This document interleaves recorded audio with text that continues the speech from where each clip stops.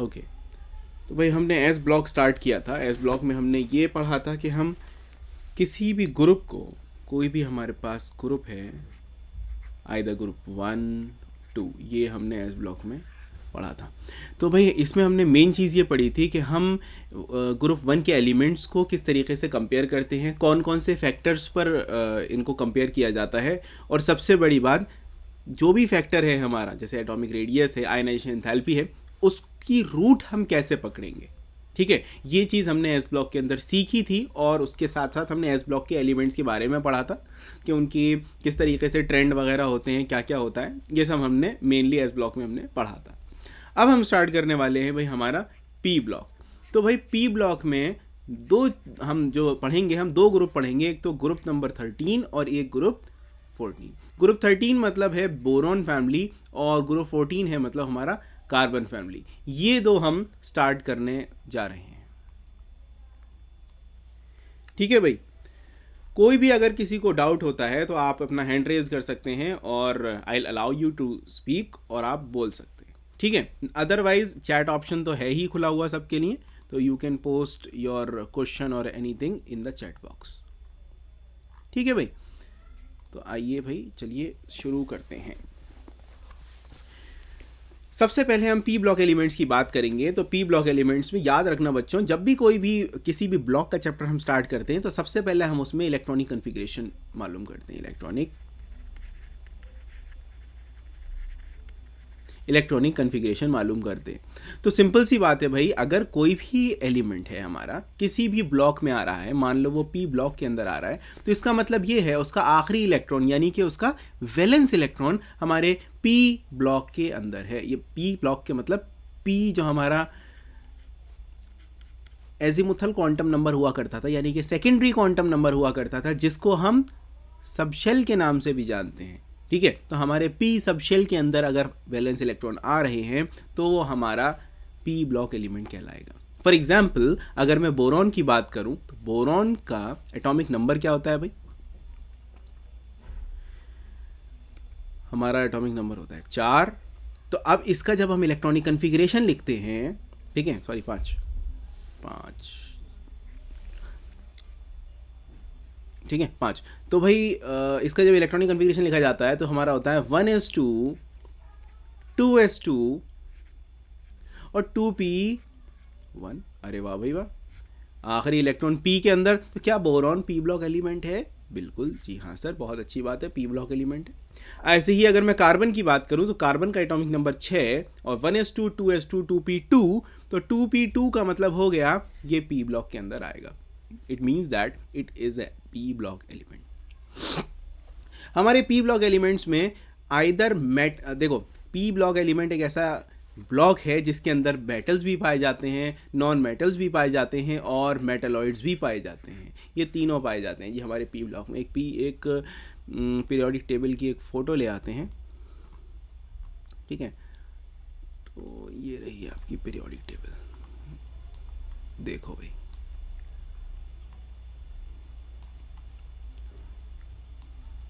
भाई ये है हमारा पी ब्लॉक। देखो, बोरॉन से स्टार्ट होता हुआ, बोरॉन से स्टार्ट होता हुआ ये पूरा यहाँ तक,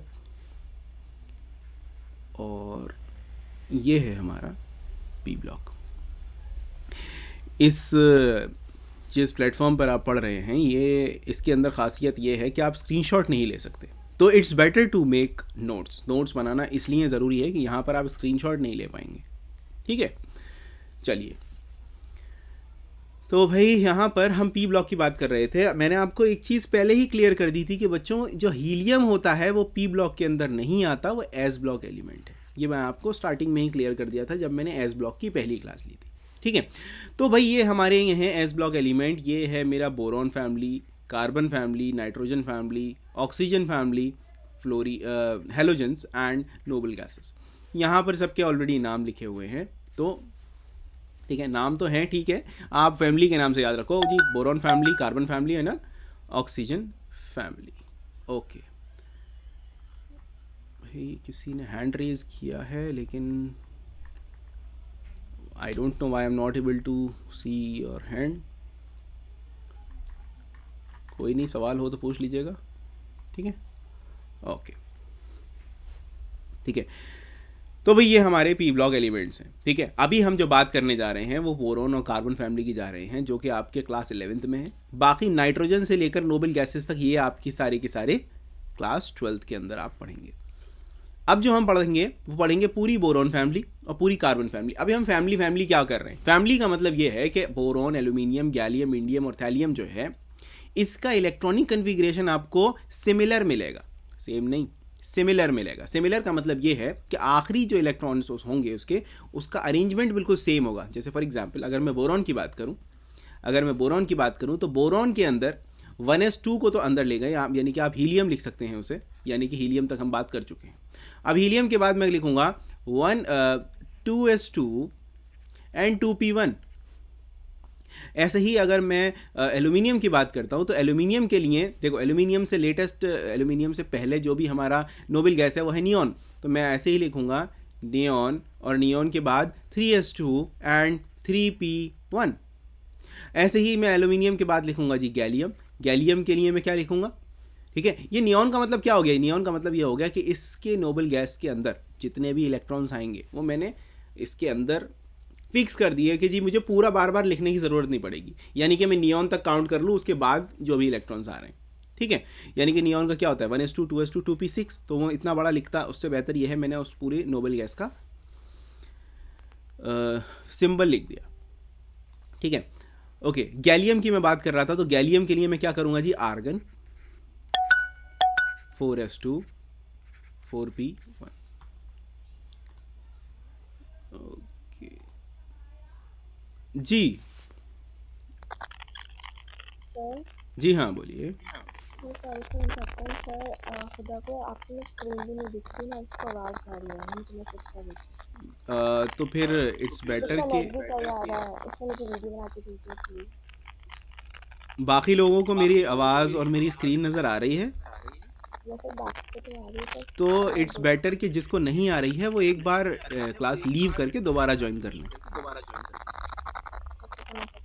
ठीक है, जिनको प्रॉब्लम हो रही है। क्योंकि मेरी तरफ से आई थिंक कि नेटवर्क इशू भी नहीं है, और दूसरी बात क्या नाम है, सिस्टम भी स्टेबल है, हैंग वगैरह नहीं हो रहा है, तो I think there must be some problem from your side. तो आप एक बार क्लास रीज्वाइन कर लीजिए जिसको भी प्रॉब्लम हो रही है, ठीक है,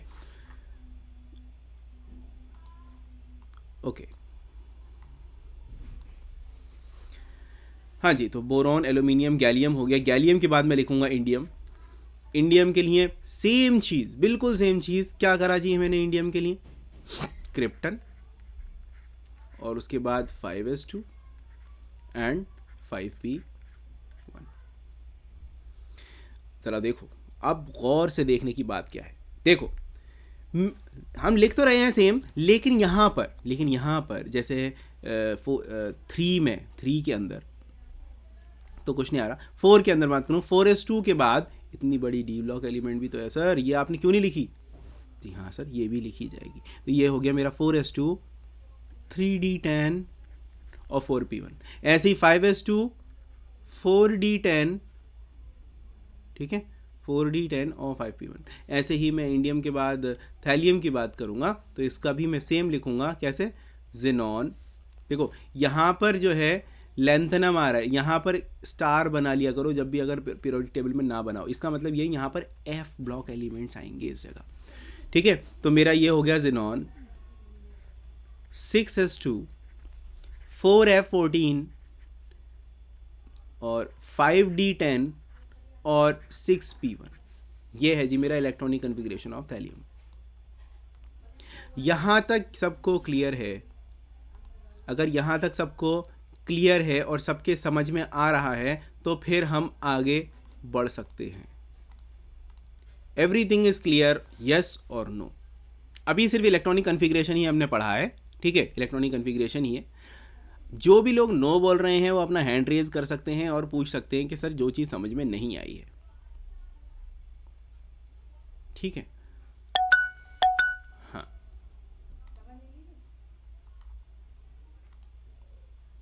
जी पूछें।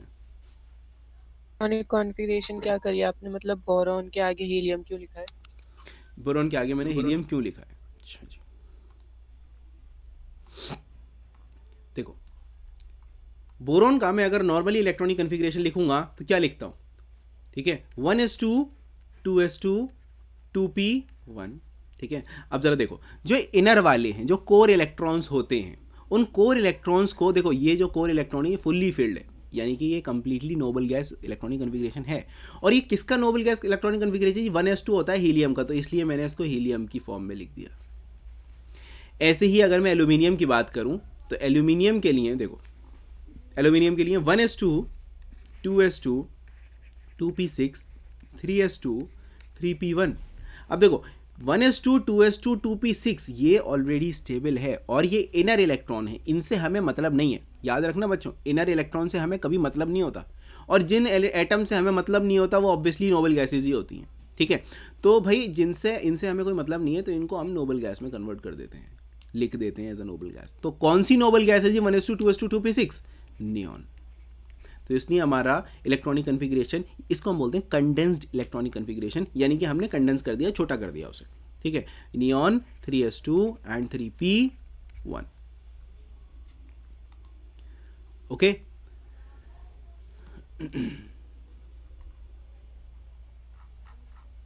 चलो ठीक है, तो ये हुई बात इलेक्ट्रॉनिक कन्फिग्रेशन की। चलो अब बात करते हैं जी एटॉमिक रेडियस की।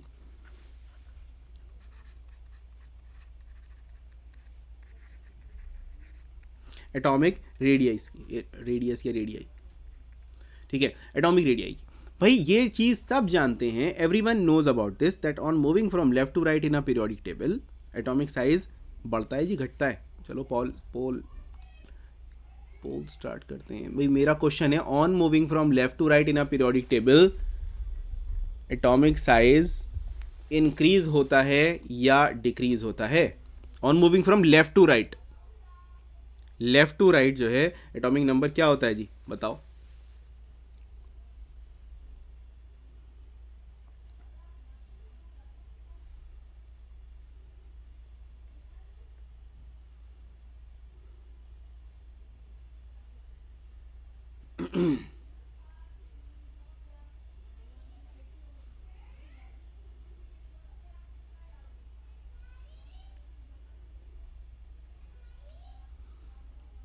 एक कोई कह रहा है इंक्रीज, ऐसा क्यों भाई?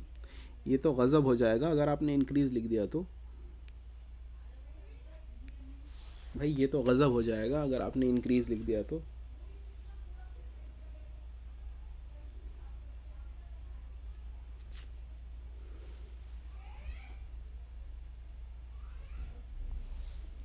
ठीक है, चलो great great. On moving from top to bottom, ठीक है, यहाँ पर हम लिख देंगे भाई on moving from left to right in a periodic table atomic size क्या हो रहा है जी? डिक्रीज हो रहा है। क्यों डिक्रीज हो रहा है? न्यूक्लियर चार्ज बढ़ रहा है, सिंपल सी बात। ठीक है, न्यूक्लियर चार्ज बढ़ रहा है। अब हम बात करते हैं from top to bottom, from top to bottom. आमतौर पे जो नॉर्मल ट्रेंड रहता है पीरियोडिक टेबल का वो रहता है on moving from top to bottom in या periodic table atomic size increases, atomic size बढ़ता है। क्यों बढ़ता है जी? शेल बढ़ जाते हैं।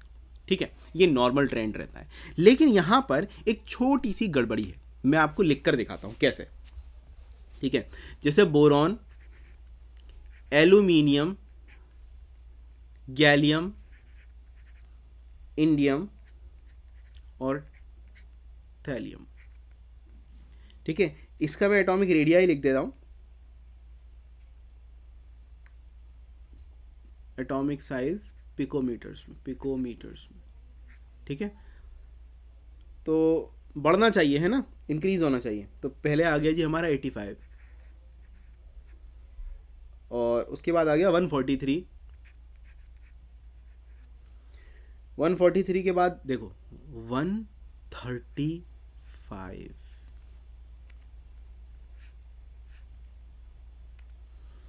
इंडियम का हो गया 167 और फिर आ गया 170।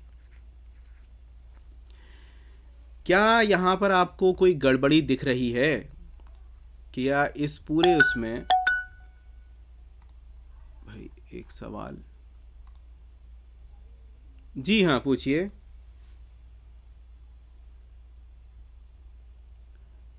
क्या पूछ रहे हैं भाई अबू बकर?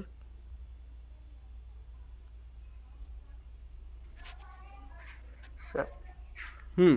सर जी, सिर्फ इसी वाले उसमें पीरियड में सिर्फ वो होता है, या फिर और भी बाकी उसमें एक्सेप्शन होती हैं इस वाले ग्रुप में, बोरोन देखिए फैमिली में? अभी हम पढ़ रहे हैं बोरोन फैमिली, अभी मैंने बोरोन फैमिली लिखी है तो ऑब्वियसली सिर्फ इसी के बारे में बात करेंगे। अभी हम देखिए जर्नलाइज्ड फॉर्म में अभी हम बात नहीं कर रहे। जर्नलाइज्ड फॉर्म में हम पहले बात कर चुके हैं कि जी डिक्रीज हो इंक्रीज होना चाहिए, ठीक है। अब यहाँ पर हमें जब देखो एक्सेप्शन हमें कब दिखता है, एक्सेप्शन हमें जब दिखता है जब हम एक्सपेरिमेंटल वैल्यूज़ लाते हैं। इसीलिए मैंने आपके सामने वैल्यूज़ लिखी, देखो ताकि आपको मालूम पड़े कि मैंने जब एक्सपेरिमेंट किया, जो भी मैंने किया वो करने के बाद मुझे ये वैल्यूज़ मिली हैं। और ये जब मुझे वैल्यूज़ मिली हैं तो मुझे मालूम पड़ा कि भाई गैलियम का एल्यूमिनियम से कम हो गया थोड़ा सा। क्यों हो गया वो बात की बात है, लेकिन हो गया, पहली बात ये है। अब हमारा काम ये है कि हम इस रीज़न को ढूंढें कि गैलियम का एटॉमिक साइज हल्का सा कम क्यों है एल्यूमिनियम से, जबकि बढ़ना चाहिए, ठीक है। ये अभी सिर्फ इसकी बात हो रही है, सिर्फ बोरॉन फैमिली की बात हो रही है एल्यूमिनियम गैलियम के अंदर। अब यहां से हमें एक बात और समझ में आएगी कि अगर फॉर एग्जांपल हमारे जर्नल ट्रेंड से कोई हटी हुई चीज़ हमें मिल जाएगी तो हम उसका आंसर कैसे करेंगे। ये जनरल ट्रेंड है ना साइज़ का, साइज़ के जनरल ट्रेंड में अगर हमें कोई भी चीज़ इधर से उधर मिलेगी तो हम उसका आंसर कैसे करेंगे, उसके रीज़न क्या क्या हो सकते हैं, ठीक है। तो पहली बात तो ये है कि भाई सबको क्वेश्चन समझ में आया, क्वेश्चन समझ में आया सबको। मैंने क्वेश्चन पूछा क्या कि क्वेश्चन सिंपल सा ये है भाई कि हमारा इस पूरी फैमिली में जैसा ट्रेंड होना चाहिए था उसमें कुछ ना कुछ गड़बड़ी है।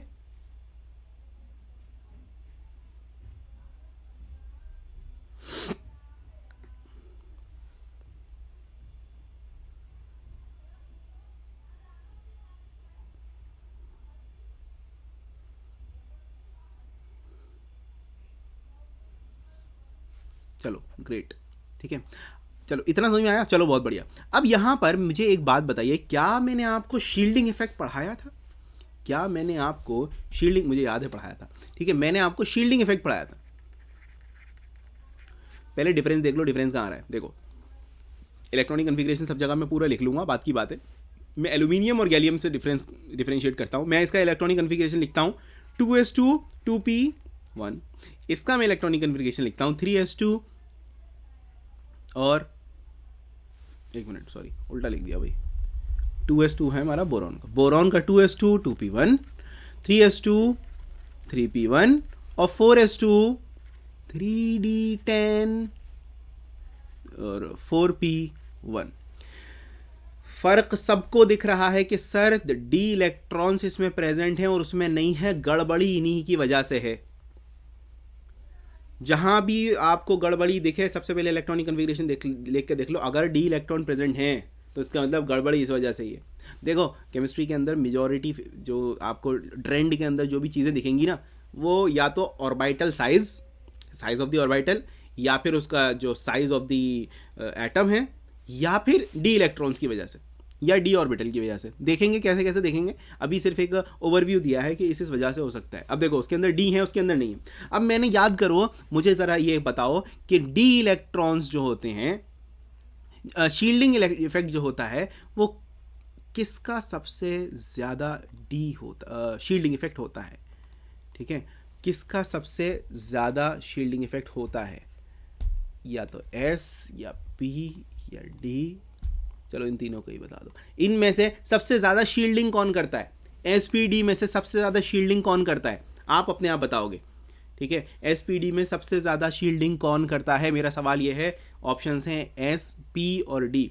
भाई मेजॉरिटी यानी कि 100% बच्चे कह रहे हैं कि सर एस वाला जो होता है सबसे अच्छी शील्डिंग करता है। बच्चों बहुत अच्छी बात है, आपको आता है। इसका मतलब ये है, अगर एस सबसे अच्छी शील्डिंग कर रहा है तो इसका मतलब सबसे बेकार शील्डिंग कौन करेगा भाई? भाई सबसे बेकार शील्डिंग, सिंपल सी बात है जी, सबसे खराब शील्डिंग होगी डी की। तो इसका मतलब शील्डिंग का ऑर्डर कैसा हो गया? सबसे बढ़िया हो गया मेरा एस का, उसके बाद हो गया मेरा पी का, उसके बाद हो गया मेरा डी का, और सबसे कम यानी कि पुअरेस्ट शील्डिंग इफेक्ट होता है एफ में। यहाँ तक सबको क्लियर होगा, आई नो। इसका मतलब ये हो गया जी, यहां पर डी इलेक्ट्रॉन है और डी इलेक्ट्रॉन प्रेजेंट होने की वजह से इसके अंदर जो है वो पुअर शील्डिंग है जी, पुअर शील्डिंग। अब ये देखो पुअर शील्डिंग है, कोई बात नहीं जी, पुअर शील्डिंग है तो हम क्या करें सर, पुअर शील्डिंग है इसका मतलब ये हो गया कि वो न्यूक्लियस जो है, गैलियम का जो न्यूक्लियस है उसके इलेक्ट्रॉन्स में पुअर शील्डिंग है। या पुअर शील्डिंग का मतलब ये वाला न्यूक्लियस बाहर के इलेक्ट्रॉन पे फोर्स दिखा सकता है, और शील्ड नहीं करेंगे तो इसका मतलब इफेक्ट दिखाएगा। और इफेक्ट क्या इफेक्ट हो सकता है, न्यूक्लियस का इलेक्ट्रॉन पे अपनी तरफ खींचेगा। तो इस पुअर शील्डिंग की वजह से, गैलियम के 3d इलेक्ट्रॉन्स की पुअर शील्डिंग की वजह से न्यूक्लियस जो है बाहरी इलेक्ट्रॉन्स को बहुत अच्छे से अपनी तरफ खींचेगा, जिस वजह से उसका साइज रिलेटिव टू एल्यूमिनियम छोटा हो जाएगा। Hence the size of the gallium is slightly less than that of aluminium. अरे ये जवाब सबके समझ में आया या नहीं? दोबारा बता देते हैं, कोई बात नहीं, दोबारा बता देते हैं कि बच्चों एल्यूमिनियम गैलियम के साइज में थोड़ा सा एक जैसा होना चाहिए था, बढ़ना चाहिए था, लेकिन बढ़ नहीं रहा है, घट रहा है, थोड़ा सा स्लाइटली लेस देन है एल्यूमिनियम से गैलियम का साइज। तो भाई रीज़न क्या है? भाई गैलियम के अंदर हमारे 3d इलेक्ट्रॉन होते हैं, और ये 3d इलेक्ट्रॉन जो होते हैं बड़े पुअर शील्डिंग होते हैं। इन पुअर शील्डिंग की वजह से जो न्यूक्लियस है गैलियम का, वो अपने बाहर के इलेक्ट्रॉन्स को बहुत अच्छे से शील्ड नहीं कर पा रहा है। और शील्ड नहीं कर पा रहा है तो न्यूक्लियस क्या करेगा? उन इलेक्ट्रॉन्स को बहुत अच्छे से खींच लेगा, और खींचने की वजह से इसका साइज छोटा हो जाएगा। अरे बच्चों, क्या ये रीज़न आपको समझ में आया है या नहीं आया? जल्दी से मुझे बता दो। क्या ये रीज़न सबके समझ में आ गया? भाई बड़ा आसान सा रीज़न है, सिंपल सी बात है, सारी कोई भी नई बात नहीं करी, कोई नया कंसेप्ट इंट्रोड्यूस नहीं करा, सब कुछ वही पढ़ रहे हैं जो हम ऑलरेडी पढ़ते आ चुके हैं। इसके अंदर क्या क्या यूज़ होगा? आपका पीरियोडिसिटी और आपके केमिकल बॉन्डिंग और क्या नाम है फर्स्ट चैप्टर जिसमें हम क्वांटम नंबर्स पढ़े थे। ये 3 चैप्टर अगर आपने ढंग से पढ़ लिए, आपका सब कुछ हो गया। P block, D block, F block, S block सब कर जाओगे बहुत आराम से। सारे कंसेप्ट वही लगने वाले हैं जो हम ऑलरेडी पढ़कर आ चुके हैं। ठीक है जी, चलो आगे बढ़ते हैं भाई, आगे बढ़ते हैं। ठीक है, हमने साइज की बात कर ली जी। साइज हमने पहली बात हमने साइज की बात करी कि on moving from left to right size घटेगा, on moving from top to bottom जो हमारा साइज है उसका ऑर्डर थोड़ा सा गड़बड़ा जाएगा। जो गड़बड़ा गया देख लिया हमने क्यों हमारा साइज डिस्टर्ब हुआ। ठीक है, वैल्यूज़ आप याद करने की ज़रूरत नहीं है, लेकिन अपनी नोटबुक में लिख लो ताकि आपको एक वेरिएशन दिख जाए, और इस पे गैलियम पे एक रेड मार्क कर देना। ठीक है, ताकि आपको वो दिख जाए दूर से ही कि हाँ इसमें गड़बड़ी है। आगे बात करते हैं जी आयनाइजेशन एंथैल्पी। आयनाइजेशन एंथैल्पी, भाई आयनाइजेशन एंथैल्पी क्या होती है बताने की ज़रूरत नहीं है, कई बार आ चुका है, कई बार आप सुन चुके हो, कई चैप्टर्स में इसके बारे में है कि जी कितनी एनर्जी चाहिए इलेक्ट्रॉन को निकालने के लिए इन गैसियस आइसोलेटेड स्टेट। वो होती है हमारी आयनाइजेशन एंथैल्पी। आयनाइजेशन एंथैल्पी होती है इलेक्ट्रॉन को निकलने के लिए कितनी एनर्जी चाहिए। ठीक है, कितनी वसूली करेगा इलेक्ट्रॉन एनर्जी की निकलने के लिए। कहते हैं ना भाई निकलने का क्या लोगे, तो वही इलेक्ट्रॉन को जो इलेक्ट्रॉन बोलता है जी आयनाइजेशन एंथैल्पी लूंगा, सिंपल सी बात। ठीक है, तो आयनाइजेशन एंथैल्पी का क्या ऑर्डर होना चाहिए? ठीक है, आओ देखते हैं जी क्या ऑर्डर है।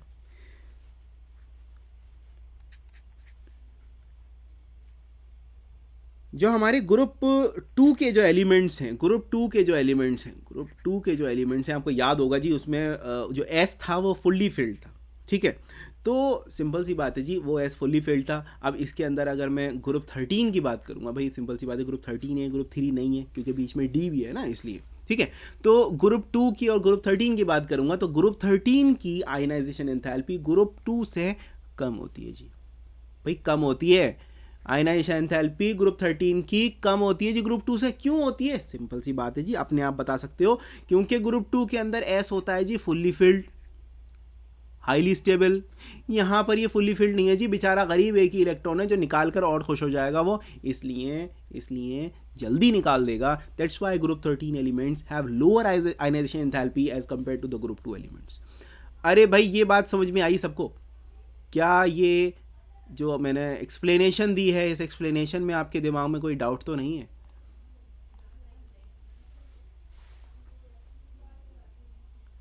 ये 50-50% यस और नो क्या कह रहे हैं भाई? डाउट तो नहीं है, नो का मतलब नहीं पूछ रहा मैं पूछ रहा हूँ समझ में आया, बस ये पूछ रहा हूँ जी, मैं समझ में आया।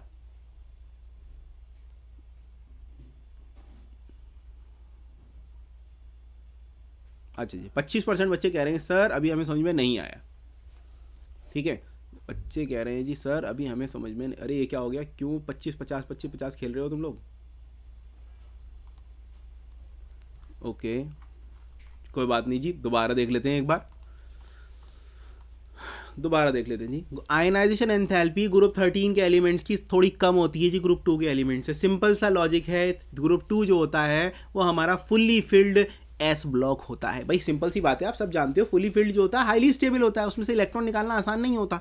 लेकिन ग्रुप 13 की अगर मैं बात करूं तो ग्रुप 13 के एलिमेंट्स की आयनाइजेशन एंथैल्पी थोड़ी कम होती है जी ग्रुप 2 से। सिंपल सी बात है भाई, इसके अंदर से इलेक्ट्रॉन निकालोगे मुश्किल से निकलेगा, ज़्यादा एनर्जी देनी पड़ेगी, इसके अंदर से निकालोगे तो कम एनर्जी में काम चल जाएगा। तो भाई सिंपल सी बात यह है कि ग्रुप 13 की आयनाइजेशन एंथैल्पी रिलेटिवली कम होती है एज कंपेयर टू ग्रुप 2। बस यही तो बात बोली है, ठीक है।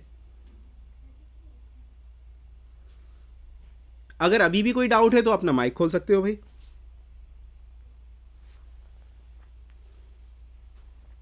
ठीक है,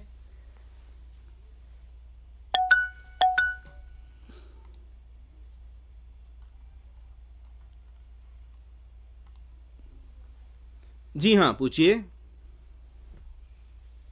कोई ऑप्शन नहीं आ रहा है यस और नो कहने का, और कोई मतलब क्वेश्चन नहीं है। नहीं आप वो कह रहे हैं ना 25% और 50%, तो वो ऑप्शन ही नहीं आ रहा ना मेरे पास यस और नो कहने का जी। अच्छा वो ऑप्शन ही नहीं आ रहा यार, देखो वो तो जी ऐप का कोई ना कोई सीन है जिस वजह से नहीं आ रहा। आई डोंट नो क्या प्रॉब्लम हो रही है, ठीक है।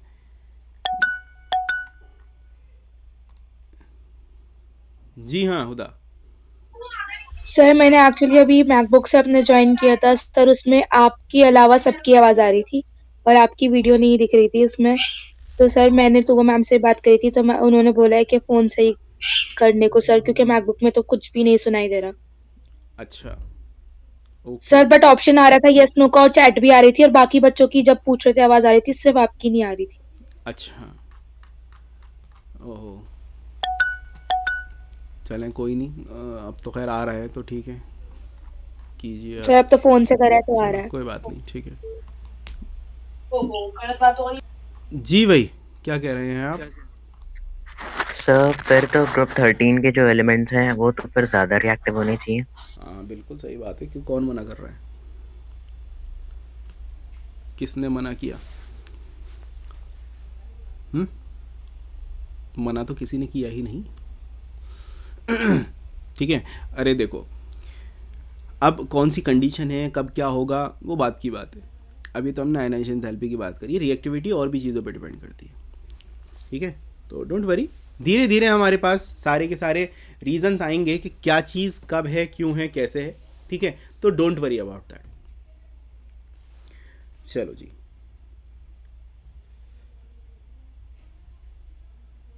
आगे आते हैं भाई। जी हाँ, जी बोलिए। एक और बात पूछनी थी सर आपसे। हम्म। सर जब हमारा केमिस्ट्री का एग्जाम था सर, उस दिन मेरी फ्लाइट थी, तो मैंने फरा मैम से भी बात की थी, उन्होंने कहा था बाद में आपका एग्जाम हो जाएगा, तो सर वो कब होगा? अच्छा तो एक बार मैम से ही बात कर लीजिएगा, वही बता देंगे आपको कब होगा। ओके सर, ठीक है, thank you sir. Okay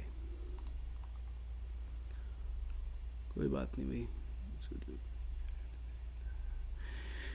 Mohammad Shahjan ने पूछा है कि सर डी ऑर्बिटल जो है कि नीचे वाली एलिमेंट्स एटम्स में नहीं आता? बेटा आता है, आता है, बिल्कुल आता है। बहुत बढ़िया सवाल है आपका कि नीचे वालों में भी आता है। तो इसीलिए जो ट्रेंड जिस हिसाब से वो बढ़ना चाहिए था वो अचानक से कम हो गया, फिर वो बढ़ना शुरू हुआ, ठीक है। यानी कि डी ब्लॉक आने की वजह से कुछ प्रॉब्लम आनी शुरू हो गई, ठीक है। तो चलो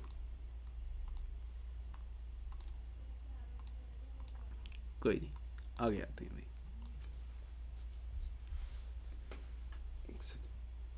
ओके ओके, तो भाई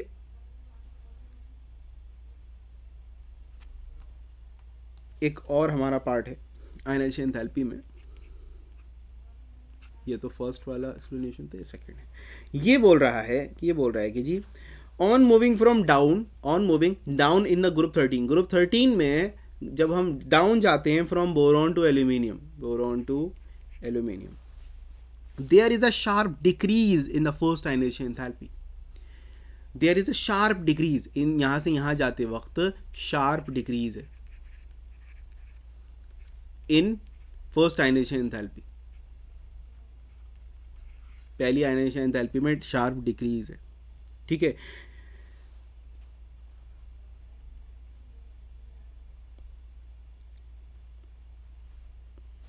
लेकिन फर्स्ट आयनाइजेशन एंथैल्पी जो गैलियम की है, ठीक है, it has only slightly higher than that of aluminium. जो गैलियम है उसकी जो आयनाइजेशन एंथैल्पी है वो स्लाइटली हायर है, स्लाइटली हायर है एज कंपेयर टू एल्यूमिनियम। यानी कि बोरोन से एल्यूमिनियम पर आए तो शार्प डिक्रीज, यानी कि बहुत कम एनर्जी देकर काम चल जाएगा, लेकिन एल्यूमिनियम से गैलियम पर आने पे बहुत ज़्यादा फर्क आ जाएगा, फर्क नहीं आएगा, स्लाइटली हायर है सिर्फ, ठीक है। अब क्यों है भाई, ये क्या है आप सब जानते हो। एल्यूमिनियम और बोरॉन का सीन तो है ही डिफरेंट, क्योंकि साइज़ का अच्छा खासा फर्क आ जाता है, ठीक है। देखो भाई, यहाँ पर हम बात करें बोरॉन और एल्यूमिनियम की, तो बोरॉन का एटॉमिक जो इलेक्ट्रॉनिक कन्फिगरेशन 1s2 2s2 और 2p1। एल्यूमिनियम की बात करते हैं 1s2 2s2 2p6 3s2 3p1। देखो जी, यहाँ पर आपका 3s2 है, 3s2s है, बहुत बढ़िया शील्डिंग होने की वजह से सिंपल सी बात है यार, इलेक्ट्रॉन जो है वो टाइटली बाउंडेड नहीं होगा, जल्दी निकल जाएगा, इस वजह से शार्प डिक्रीज है आयनाइजेशन एंथैल्पी में। लेकिन जब गैलियम आ गया, गैलियम की आने के बाद हल्का सा स्लाइटली हायर जो क्या नाम है आयनाइजेशन एंथैल्पी है, वो क्यों? अब स्लाइटली हायर का मतलब क्या हो गया, मतलब एल्यूमिनियम से गैलियम की आयनाइजेशन एंथैल्पी ज़्यादा, जो फ़र्क आ रहा था एटॉमिक साइज़ के अंदर, जैसा एटॉमिक साइज़ में आ रहा था वैसा ही आयनाइजेशन एंथैल्पी में भी आ रहा है। तो भाई सेम रीज़न है, बिल्कुल सेम रीज़न है, क्योंकि गैलियम का इलेक्ट्रॉनिक कन्फिग्रेशन 1s2 2s2 और 2p6 2p6 3s2 3p6 4s2 3d10 और 4p1। इन्हीं की वजह से ये 10 इलेक्ट्रॉन जो डी के हैं, इनकी वजह से पुअर शील्डिंग होती है, और इस पुअर शील्डिंग की वजह से न्यूक्लियस का इफेक्ट बाहर के इलेक्ट्रॉन पे टाइटली बाउंडेड हो जाते हैं, ज़्यादा होता है, और इस वजह से उसकी आयनाइजेशन एंथैल्पी थोड़ी सी बढ़ जाती है। ठीक है भाई, थोड़ी सी बढ़ जाती है।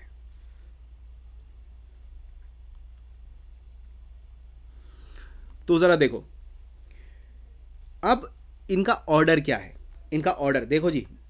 अब ये जो मैंने दो चीज़ें आपको बताई हैं, ये दो चीज़ें आपके लिए बड़ी ही काम की हैं कि एल्यूमिनियम और गैलियम, एल्यूमिनियम गैलियम का स्लाइटली हायर, यानी कि जो गैलियम की आयनाइजेशन एंथैल्पी होगी वो ज़्यादा होगी एल्यूमिनियम से, ये वाला पॉइंट। उसका रीज़न पता है जी, उसके अंदर डी इंट्रोड्यूस कर जाता है, जिस वजह से पोर शील्डिंग हो जाती है एंड सो ऑन। ठीक है, अब गैलियम के बाद क्या आया देखो, और एल्यूमिनियम की बोरॉन से शार्प डिक्रीज़ है। शार्प डिक्रीज़ का मतलब ये हो गया कि हमारा बोरॉन जो है सबसे ज़्यादा है और एल्यूमिनियम काफ़ी कम है। तो देखो यहाँ पर एलिमेंट्स में कितनी गड़बड़ी क्रिएट हो गई। ऑर्डर होना चाहिए था boron, aluminium, gallium, indium, thallium, लेकिन यहाँ देखो बोरॉन की सबसे ज़्यादा, एल्यूमिनियम की सेकेंड लास्ट हो गई जी। कितना फ़र्क आ गया, और गैलियम की उससे वो और कम हो गई, क्यों? उसमें डी हो गया। अब देखो, अब जैसे ही आगे हमने बात करी थी, गैलियम के बाद क्या आता है जी, इंडियम और फिर थैलियम। देखो अब थैलियम के अंदर हमारा एफ ब्लॉक इंट्रोड्यूस हो जाता है, याद होगा ऊपर बताया था। तो ये देखो ये और कम हो गई, थैलियम की और कम हो गई, और यहां पर आपका आएगा indium. This is the order of the first ionisation enthalpy. बड़ा ही कंफ्यूजिंग सा है, लेकिन हमें रीजन मालूम है। देखो जी, एल्यूमिनियम यहाँ जो आया उसके अंदर बहुत बढ़िया शील्डिंग, इस वजह से आ गया। गैलियम इससे पीछे क्यों आया, क्योंकि presence of the D block और पुअर शील्डिंग, इसलिए पीछे चला गया। और यहाँ पर थैलियम जो आया, यहाँ presence of the F block और पीछे चला गया, और जो नॉर्मल ऑर्डर जो है, देखो नॉर्मल ऑर्डर है बोरॉन, एल्यूमिनियम और इंडियम। जो कूद कर पीछे आए, कौन आए? गैलियम और थैलियम। गैलियम क्यों आया? अपने डी इलेक्ट्रॉन की वजह से। थैलियम क्यों आया? अपने एफ इलेक्ट्रॉन की वजह से। पुअर शील्डिंग की वजह से ये पीछे आ गए। इनके इलेक्ट्रॉन निकालने में हमें ज़्यादा एनर्जी लगानी पड़ेगी। अरे ये बात क्या सबको क्लियर है? कमेंट बॉक्स में लिख दो जल्दी जल्दी।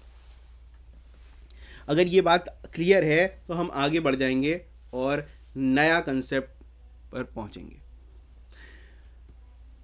बताओ जी जल्दी जल्दी, सबका कमेंट आना चाहिए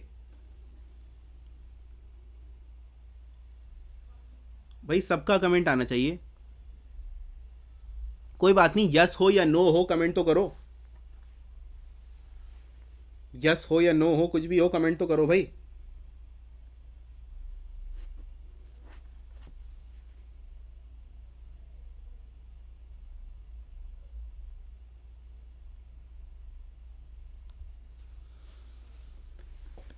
ओके भाई, बहुत सारे बच्चे यस कह रहे हैं, बहुत सारे नो कह रहे हैं। कोई बात नहीं, हम दोबारा आ जाते हैं, एक बहुत दोबारा से पढ़ लेते हैं, कोई बात नहीं।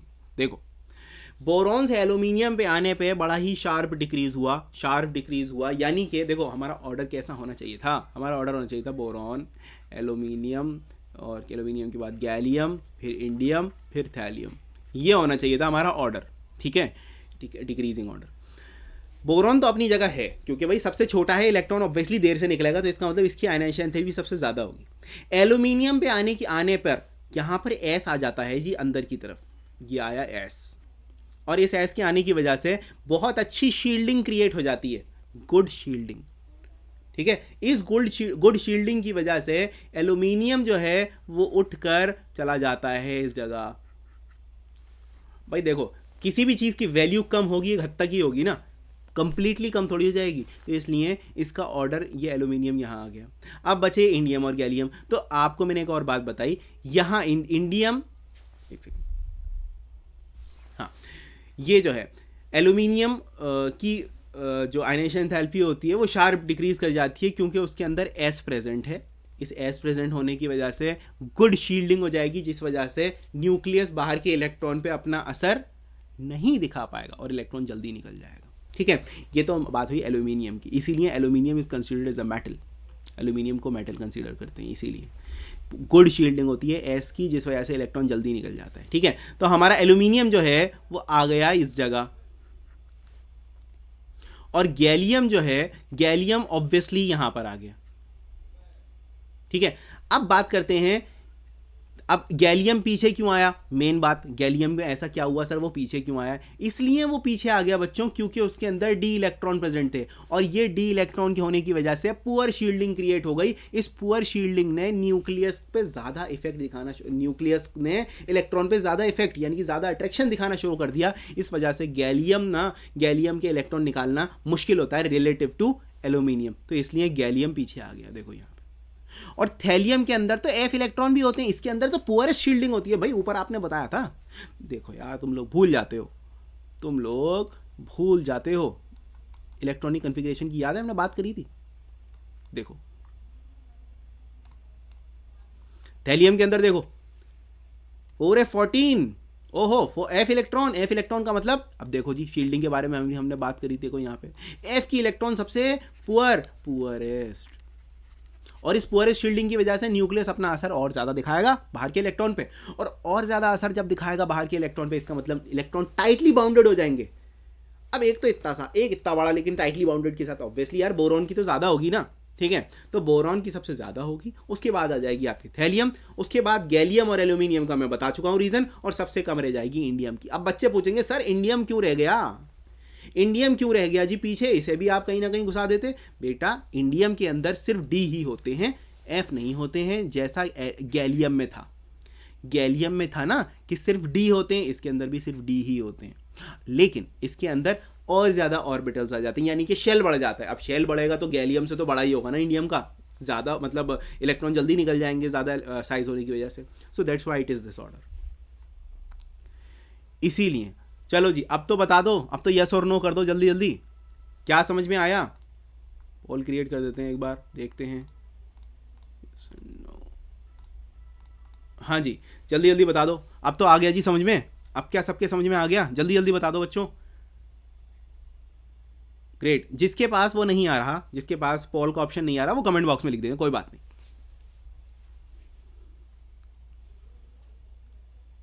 ग्रेट भाई, सबके समझ में आ रहा है, इसका मतलब बहुत बढ़िया अंडरस्टैंडिंग चल रही है आपके और केमिस्ट्री के बीच में। ठीक है भाई,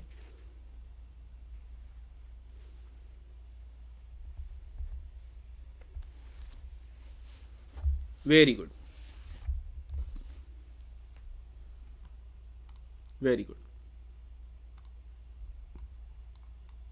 चलो बात करते हैं इलेक्ट्रोनेगेटिविटी की।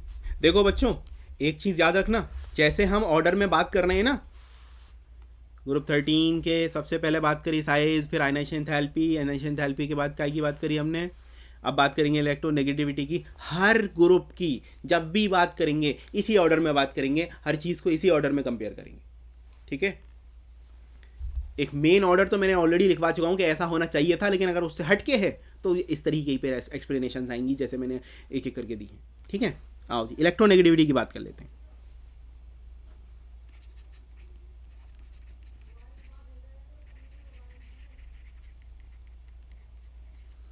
इलेक्ट्रोनेगेटिविटी क्या होता है जी? इलेक्ट्रॉन को सिग्मा बॉन्ड के अंदर अपनी तरफ खींचने की क्षमता को इलेक्ट्रोनेगेटिविटी कहते हैं। ठीक है, सिग्मा बॉन्ड के अंदर इलेक्ट्रॉन को अपनी तरफ खींचने की क्षमता को इलेक्ट्रोनेगेटिविटी कहते हैं। और इलेक्ट्रोनेगेटिविटी जो होती है वो साइज पर डिपेंड करती है। ठीक है, साइज पर डिपेंड करती है। आओ जरा जाने क्या कह रहा है हमारा कंसेप्ट। हमारा कंसेप्ट कह रहा है कि जी elements of the group 13 elements are more electronegative than group 1 and group 2 elements. ठीक है,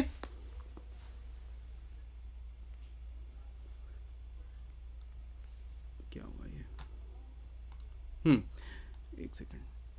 हाँ, ग्रुप 1 और ग्रुप 2 के एलिमेंट्स से जो ग्रुप 13 के एलिमेंट्स हैं उनकी इलेक्ट्रोनेगेटिविटी ज़्यादा है। ये तो वाज़ेह है, सिंपल सी बात है, बहुत ही आसान बात है कि जी वो तो छोटे हैं। अरे भाई ग्रुप 1, ग्रुप 2 और ग्रुप 13, भाई ये तो on moving from left to right omega size छोटा होता है, और छोटा होने की वजह से इलेक्ट्रोनेगेटिविटी बढ़ जाती है, यानी कि सबसे ज़्यादा इलेक्ट्रोनेगेटिविटी ग्रुप 13 की होगी। पहली बात। दूसरी बात क्या रहा है जी, electronegativity first decreases from boron to aluminium. Boron से एल्यूमिनियम पर जाते में, बोरॉन से एल्यूमिनियम जाते में जो इलेक्ट्रोनेगेटिविटी है, बोरॉन से एल्यूमिनियम पर जाते वक्त जो इलेक्ट्रोनेगेटिविटी है वो तो घटी है। ठीक है, उसके बाद एल्यूमिनियम से थैलियम तक इलेक्ट्रोनेगेटिविटी बढ़ी है, इंक्रीज हो गई। जरा सोचो क्या हुआ होगा ऐसा कि भाई एल्यूमिनियम तक, बोरॉन तक आई, फिर एल्यूमिनियम, उसके बाद एल्यूमिनियम से घटनी शुरू हो गई, बढ़नी शुरू हो गई। वैल्यूज दिखा देते हैं तुम्हें, वैल्यूज बता देते हैं। बोरॉन की इलेक्ट्रोनेगेटिविटी आई 2, एल्यूमिनियम की आई 1.5। अब देखो जी, इसके बाद गैलियम, फिर इंडियम, गैलियम के बाद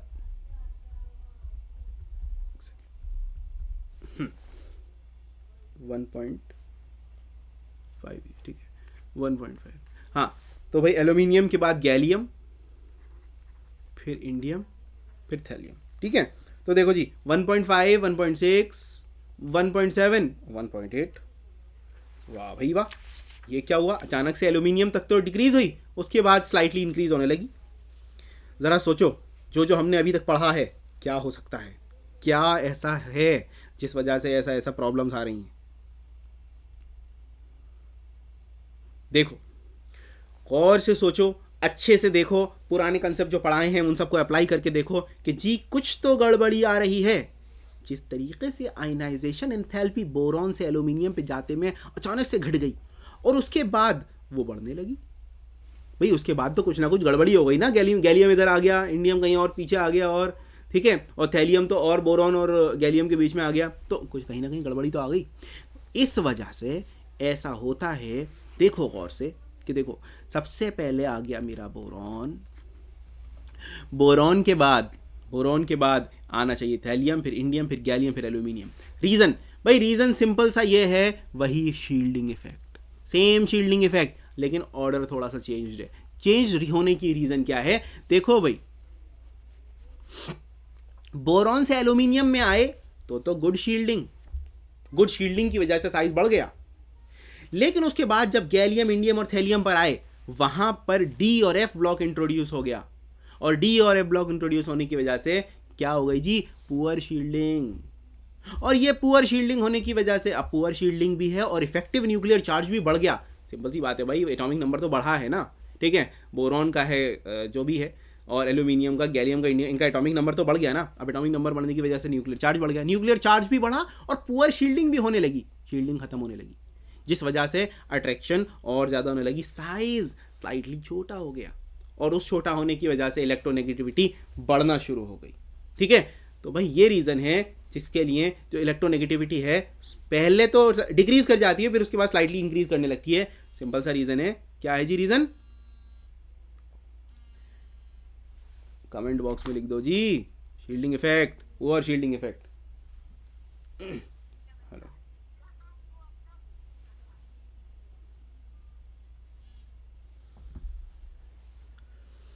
जल्दी जल्दी बता दो जी, जल्दी जल्दी बता दो।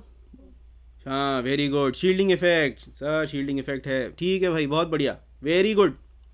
भाई क्या चीज़ें समझ में आ रही हैं? क्या आप लोगों को चीज़ें एक्सेप्ट करने में परेशानी तो नहीं हो रही? क्या आपका दिमाग कह रहा है कि हाँ सर सही कह रहे हैं, बात मान लो? क्या प्रूफ वगैरह जो जितनी मैं रीज़न्स दे रहा हूँ, क्या वो आपके सबके सारे समझ में आ रहे हैं, वैलिड रीज़न्स हैं या नहीं? ठीक है, ठीक है, चलो वेरी गुड, बहुत बढ़िया चल रहा है जी, very good, very clear, okay. चलो जी, आगे बढ़ते हैं। हमने इलेक्ट्रोनेगेटिविटी की बात कर ली। इलेक्ट्रोनेगेटिविटी की बात करने के बाद अब हम बात करेंगे मेटेलिक कैरेक्टर, यानी कि इलेक्ट्रोपॉजिटिव कैरेक्टर। ठीक है,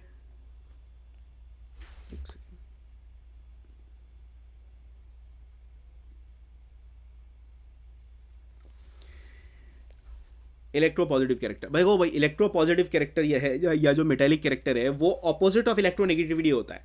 ठीक है, इलेक्ट्रोनेगेटिविटी का ऑपोजिट होता है। तो सिंपल सी बात यहाँ पर ये आ गई, अगर इलेक्ट्रोनेगेटिविटी बढ़ी, यहाँ पर डिक्रीज हो रही है ना, इलेक्ट्रोपॉजिटिव कैरेक्टर में इंक्रीज होनी चाहिए, यानी कि बोरॉन से एल्यूमिनियम में इलेक्ट्रोपॉजिटिविटी विल इंक्रीज, यानी कि एल्यूमिनियम इज मोर क्या बोलते हैं, मेटेलिक देन बोरॉन। लेकिन उसके आगे जाते में, उसके जब आगे गए, ठीक है, तो हल्का सा स्लाइटली डिक्रीज हो जाएगा जी मेटेलिक कैरेक्टर। जैसे इलेक्ट्रोनेगेटिविटी इंक्रीज हो रही है, वहां पर डिक्रीज हो जाएगा। ठीक है, it is nothing, electropositive character हो या metallic character, it is nothing but the opposite of the electronegativity. ठीक है, कंप्लीटली ऑपोजिट होता है। तो आप ऑर्डर डायरेक्टली ऐसे ही लिख सकते हैं आराम से। एल्यूमिनियम, इसीलिए एल्यूमिनियम जो है, देखो सबसे कम इलेक्ट्रोनेगेटिविटी एल्यूमिनियम की है, इसका मतलब सबसे ज़्यादा इलेक्ट्रोपॉजिटिविटी इसकी होगी, सबसे ज़्यादा मेटेलिक ये होगा, इसीलिए हम एल्यूमिनियम को मेटल मानते हैं। ना ही बोरॉन मेटल होता, ना ही गैलियम, इंडियम, थैलियम मेटल होते, सिर्फ एल्यूमिनियम होता है।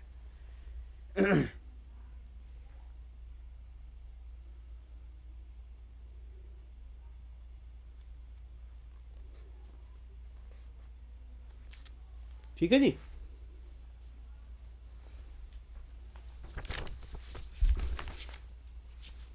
देख लेते हैं, सब कुछ क्लियर होता हुआ चल रहा है।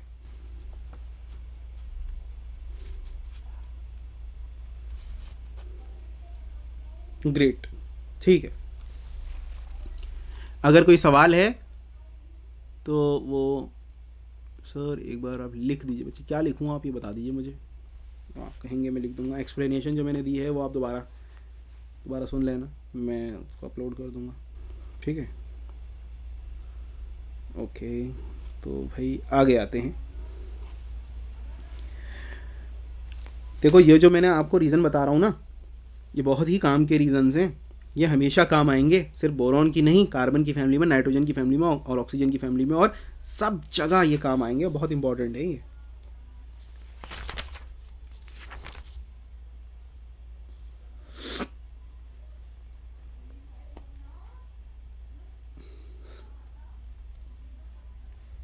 ठीक है, चलो जी आगे आते हैं।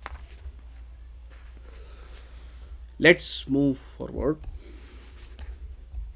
ठीक है, अब आ गई जी हमारी इलेक्ट्रोनेगेटिविटी, सॉरी, अब आ गई हमारी केमिकल प्रॉपर्टीज, अब आ गई हमारी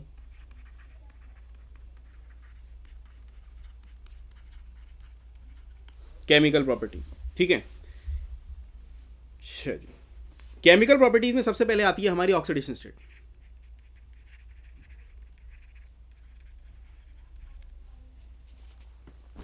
केमिकल प्रॉपर्टीज में सबसे पहले हमारी आती है ऑक्सीडेशन स्टेट।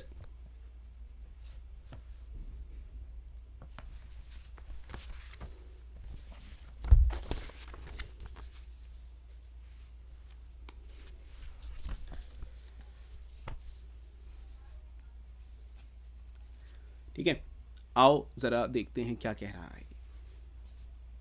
हम ऑक्सीडेशन स्टेट की बात करते हैं तो यहां पर देखो, यहां पर एक नया कंसेप्ट क्रिएट होगा जिसको हम कहते हैं इनर्ट पेयर। इनर्ट, अभी देखते हैं क्या होता है, बात की बात है, अभी पहले देखते हैं। ग्रुप 13 के जो होते हैं, ग्रुप 13 के जो एलिमेंट्स होते हैं, ये आमतौर पे +3 ऑक्सीडेशन स्टेट शो करते हैं। ठीक है, +3 ऑक्सीडेशन स्टेट शो करते हैं और +1 भी करते हैं, +1 एंड +3।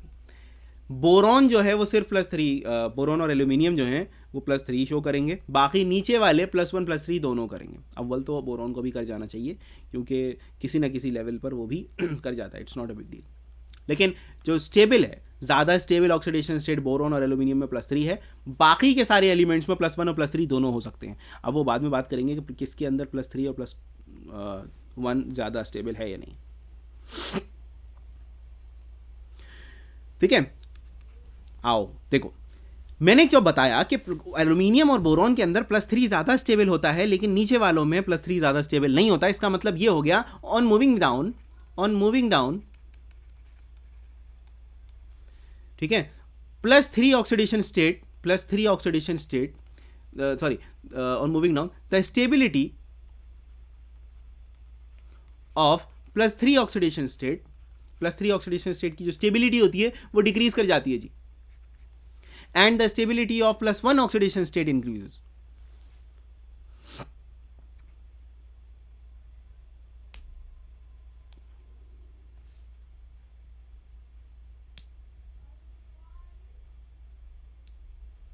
ठीक है, आओ देखते हैं क्या रीज़न है और कैसा है। देखो, बहुत गौर से सुनना, ये कंसेप्ट आया है जो मैंने बताया, ये कंसेप्ट जो आएगा, ये स्टार्ट तो हुआ है शील्डिंग इफेक्ट से, लेकिन इसका नया नाम आ जाएगा। देखो उस नाम को क्या कहते हैं। देखो, एल्यूमिनियम, पहले बोरॉन की बात कर लेते हैं। बोरॉन हो जाए मेरा 1s2 2s2 and 2p1, simple सा है भाई, 1s2 1s, दोनों s हैं, बढ़िया शील्डिंग। ठीक है, तो और सुनना, बढ़िया शील्डिंग। एल्यूमिनियम का भी कुछ सेम सही केस है, 1s2 2s2 2p6 3s2 3p के क्या आता है जी 1। ठीक है, अभी तक बहुत बढ़िया चल रहा है, सब कुछ बहुत बढ़िया है, यानी कि बहुत बढ़िया शील्डिंग चल रही है। आओ जी, एल्यूमिनियम के बाद आया मेरा गैलियम। ओहो बेचारा, गरीब मतलब डी आ जाता है ना उसमें, तो गरीबी क्रिएट हो जाती है, पुअर शील्डिंग। ठीक है, अपने ही थाली में छेद हो जाते हैं। ठीक है, मतलब ये है जितना बड़ा आदमी होगा उतना अपनी थाली में छेद। कैसे थाली में छेद हैं जी, 1s2 2s2 2p6 3s2 3p6 4s2 3d10 4p1। और जी डी आ गया, थाली में छेद, यानी के क्या मतलब हो गया भाई, पुअर शील्डिंग। इस पुअर शील्डिंग की वजह से जो अंदर की जो 4s इलेक्ट्रॉन, देखो इलेक्ट्रॉन फिलिंग ऐसे करिए, लेकिन सबको मालूम है कि 3d10 अंदर होता है और 4s2 बाहर होता है, सबको मालूम है जी, ऑब्वियस सी बात है जी, तो 3 है, 3 तो अंदर ही होगा ना। ठीक है, अब देखो जी, ये पुअर शील्डिंग होने की वजह से, इसके पुअर शील्डिंग होने की वजह से जो गैलियम का जो न्यूक्लियस है इन इलेक्ट्रॉन्स को टाइटली बाउंड कर लेता है। अरे कैसा बाउंड कर लेता है जी, 4s2 यानी कि NS2, जो भी n होगा, 5s होगा, 6s होगा, जो भी n होगा। अब देखो ये इनको टाइटली बाउंड कर लिया। अब अगर मैं ऐसी थैलियम की बात करूं, देखो जी थैलियम की बात करूं, Tl की बात करूं, तो Tl के अंदर तो भाई और ज़्यादा 6s2 4f14 5d10 और 6p1। बाप रे, थाली में बड़े बड़े छेद, यानी कि पुअरेस्ट शील्डिंग। पुअरेस्ट शील्डिंग का मतलब 6s के जो इलेक्ट्रॉन है और थैलियम का न्यूक्लियस बहुत अच्छे से टाइटली बाउंड करके रखेगा, जिस वजह से ये इलेक्ट्रॉन्स बॉन्डिंग में पार्टिसिपेट नहीं कर पाएंगे। और ये बॉन्डिंग में अगर पार्टिसिपेट नहीं करेंगे, ये पेयर जो है, ये इलेक्ट्रॉन का जो पेयर है, ये 2s जो है और ऊपर वाला 2s जो है, ये इनर्ट हो जाएगा। और इनर्ट हो गया का क्या मतलब, अगर ये पेयर इनर्ट हो गया तो इसका मतलब हम ये कह सकते हैं कि ये जो है कंप्लीटली नॉन रिएक्टिव है, बॉन्डिंग में पार्टिसिपेट नहीं करेगा। अगर ये बॉन्डिंग में पार्टिसिपेट नहीं करेगा तो इन पेयर को हम इनर्ट पेयर इफेक्ट कहेंगे। अब जरा देखो गौर से, बोरॉन और एल्यूमिनियम के जो 2s थे, या मतलब s2 जो इलेक्ट्रॉन है, s के अंदर जो 2 इलेक्ट्रॉन है बोरॉन और एल्यूमिनियम में, इसके अंदर बढ़िया शील्डिंग थी। बढ़िया शील्डिंग होने की वजह से ये तीनों इलेक्ट्रॉन निकाल सकता था, ये +3 बढ़िया से शो कर देगा, एल्यूमिनियम भी +3 बढ़िया से शो कर देगा। लेकिन गैलियम, इंडियम और थैलियम के अंदर d और f इलेक्ट्रॉन आने की वजह से पुअर शील्डिंग क्रिएट हो जाएगी, जिस वजह से इनके जो 4s इलेक्ट्रॉन, यानी कि s के अंदर जो 2 इलेक्ट्रॉन है, इनके फाइनली s के अंदर जो 2 इलेक्ट्रॉन है वो टाइटली बाउंड हो जाएंगे जी। किसके साथ? अरे किसके साथ टाइटली बाउंड हो जाएंगे? जब भी मैं पूछा करूँ ना, आई नो कि आप जवाब नहीं दे सकते, लेकिन अपने आप को तो जवाब दे सकते हो, इसलिए अच्छे से बोल दिया करो। जोर से भी बोल दो तो it's not a big deal, कोई बात नहीं। अपने जहाँ जहाँ बैठे हो जोर से बोल दो जो सवाल पूछ रहा हूँ। भाई गैलियम और थैलियम और इंडियम के अंदर डी और एफ इलेक्ट्रॉन की पुअर शील्डिंग की वजह से इसके जो एस इलेक्ट्रॉन्स हैं वो टाइटली बाउंड हो जाएंगे। टाइटली बाउंड होने की वजह से ये बॉन्डिंग में पार्टिसिपेट नहीं कर पाएगा। अगर नहीं कर पाएगा तो इसको हम बोलेंगे, क्या बोलेंगे जी? Inert pair. और ये इनर्ट पेयर है, इस वजह से ये 4s इलेक्ट्रॉन नहीं दे पाएगा, सिर्फ और सिर्फ 4p इलेक्ट्रॉन दे पाएगा। इस वजह से ये +1 इलेक्ट्रॉन जो है क्या नाम है, ऑक्सीडेशन स्टेट शो करेगा। ऐसे ही थैलियम भी +1 ऑक्सीडेशन स्टेट शो करेगा। क्या ये बात क्लियर है सबको? क्या ये सारी बात सबको क्लियर हुई या नहीं? जल्दी जल्दी मुझे बता दो, आइदर कमेंट बॉक्स में या फिर पोल में। सारी एनर्जी निकलवाओगे तुम लोग आज, जल्दी जल्दी बताओ भाई, सबका आंसर आना चाहिए। हाँ, ये नहीं कि 2-3 ने दे दिया कि कोई बात नहीं, सबका आंसर आना चाहिए। मुझे पता है बहुत सारे नो भी आ रहे हैं, कोई बात नहीं। देखो समझ में आया, बढ़िया बात। नहीं आया तो भी अच्छी बात, ठीक है। नहीं आया तो मतलब ये आप समझने की कोशिश तो कर रहे हो ना। नहीं आ रहा वो बात की बात है, यानी कि मेरा मेथड कहीं और से दूसरे डायरेक्शन से लेकर चलेंगे अपने मेथड को, ठीक है। तो अगर नहीं आता समझ में तो कोई बात नहीं, उसको आप दोबारा पूछ सकते हो। नो लिखना, it's not a big deal, कोई बड़ी बात नहीं है और कोई बुरी बात नहीं है, ठीक है, कोई बात नहीं।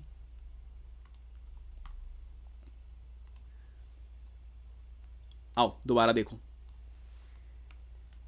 बोरॉन और एल्यूमिनियम के अंदर शील्डिंग S और P की वजह से होनी चाहिए थी, और आप सब जानते हो S और P की शील्डिंग बढ़िया होती है। बढ़िया शील्डिंग की वजह से अच्छे से पकड़ लेंगे, यानी कि जो ये इलेक्ट्रॉन्स जो हैं ज़्यादा अच्छी शील्डिंग करेंगे, और इन ज़्यादा अच्छी शील्डिंग की वजह से अच्छा बैरियर क्रिएट हो जाएगा, तो न्यूक्लियस बाहर के इलेक्ट्रॉन पे असर नहीं दिखा पाएगा। इसकी वजह से ये इलेक्ट्रॉन आराम से निकल जाएंगे। लेकिन अब बोरॉन में, एल्यूमिनियम में भी ऐसे ही होगा। लेकिन गैलियम और थैलियम में भाई हमारे जो क्या नाम है, D electron, F electron in होने की वजह से हमारा जो शील्डिंग है वो बेचारी गरीब और पुअर शील्डिंग। इसके अंदर तो और ज़्यादा पुअर शील्डिंग है। ये पुअर शील्डिंग की वजह से जो हमारा गैलियम है ये एस इलेक्ट्रॉन को अच्छे से बाउंड कर लेगा। भाई यहाँ पर बाउंड नहीं कर पा रहा था ना, यहाँ पर बाउंड कर लेगा। क्यों बाउंड कर लेगा? पुअर शील्डिंग की वजह से। ये पुअर शील्डिंग की वजह से अगर ये बाउंड कर लेगा, इसका मतलब ये वाले इलेक्ट्रॉन बॉन्डिंग में पार्टिसिपेट नहीं करेंगे। और अगर ये बॉन्डिंग में पार्टिसिपेट हमारे नहीं कर रहे, मतलब सीधा सीधा ये हो गया कि ये इलेक्ट्रॉन निकलेंगे ही नहीं। और अगर ये इलेक्ट्रॉन नहीं निकलेंगे तो सिर्फ 4p1 निकलेगा। 4p1 निकलेगा तो सिर्फ और सिर्फ +1 ऑक्सीडेशन स्टेट शो करेगा। ऐसे ही f के अंदर और ज़्यादा पुअर शील्डिंग है, और ज़्यादा पुअर शील्डिंग है तो और ज़्यादा अच्छे से टाइटली बाउंड कर लेगा इन इलेक्ट्रॉन को। इसका मतलब ये इलेक्ट्रॉन निकल नहीं पाएंगे तो इसका मतलब +1 ऑक्सीडेशन स्टेट ही ज़्यादा स्टेबल होगी गैलियम, इंडियम और थैलियम के अंदर। अरे बच्चों अब तो समझ में आ गया। अब तो सबके आ गया जी, जितने लोग नो बोल रहे थे अब तो आ गया जी। अब तो अभी भी कोई परेशानी है तो आप हैंड रेज कर लो और पूछ लो। बच्चों हैंड रेज करके पूछ लो अगर अभी भी नहीं आया तो। ठीक है, जो लोग नो बोल रहे थे आप जरा बता दो कमेंट बॉक्स में अगर कोई भी अभी भी डाउट है तो।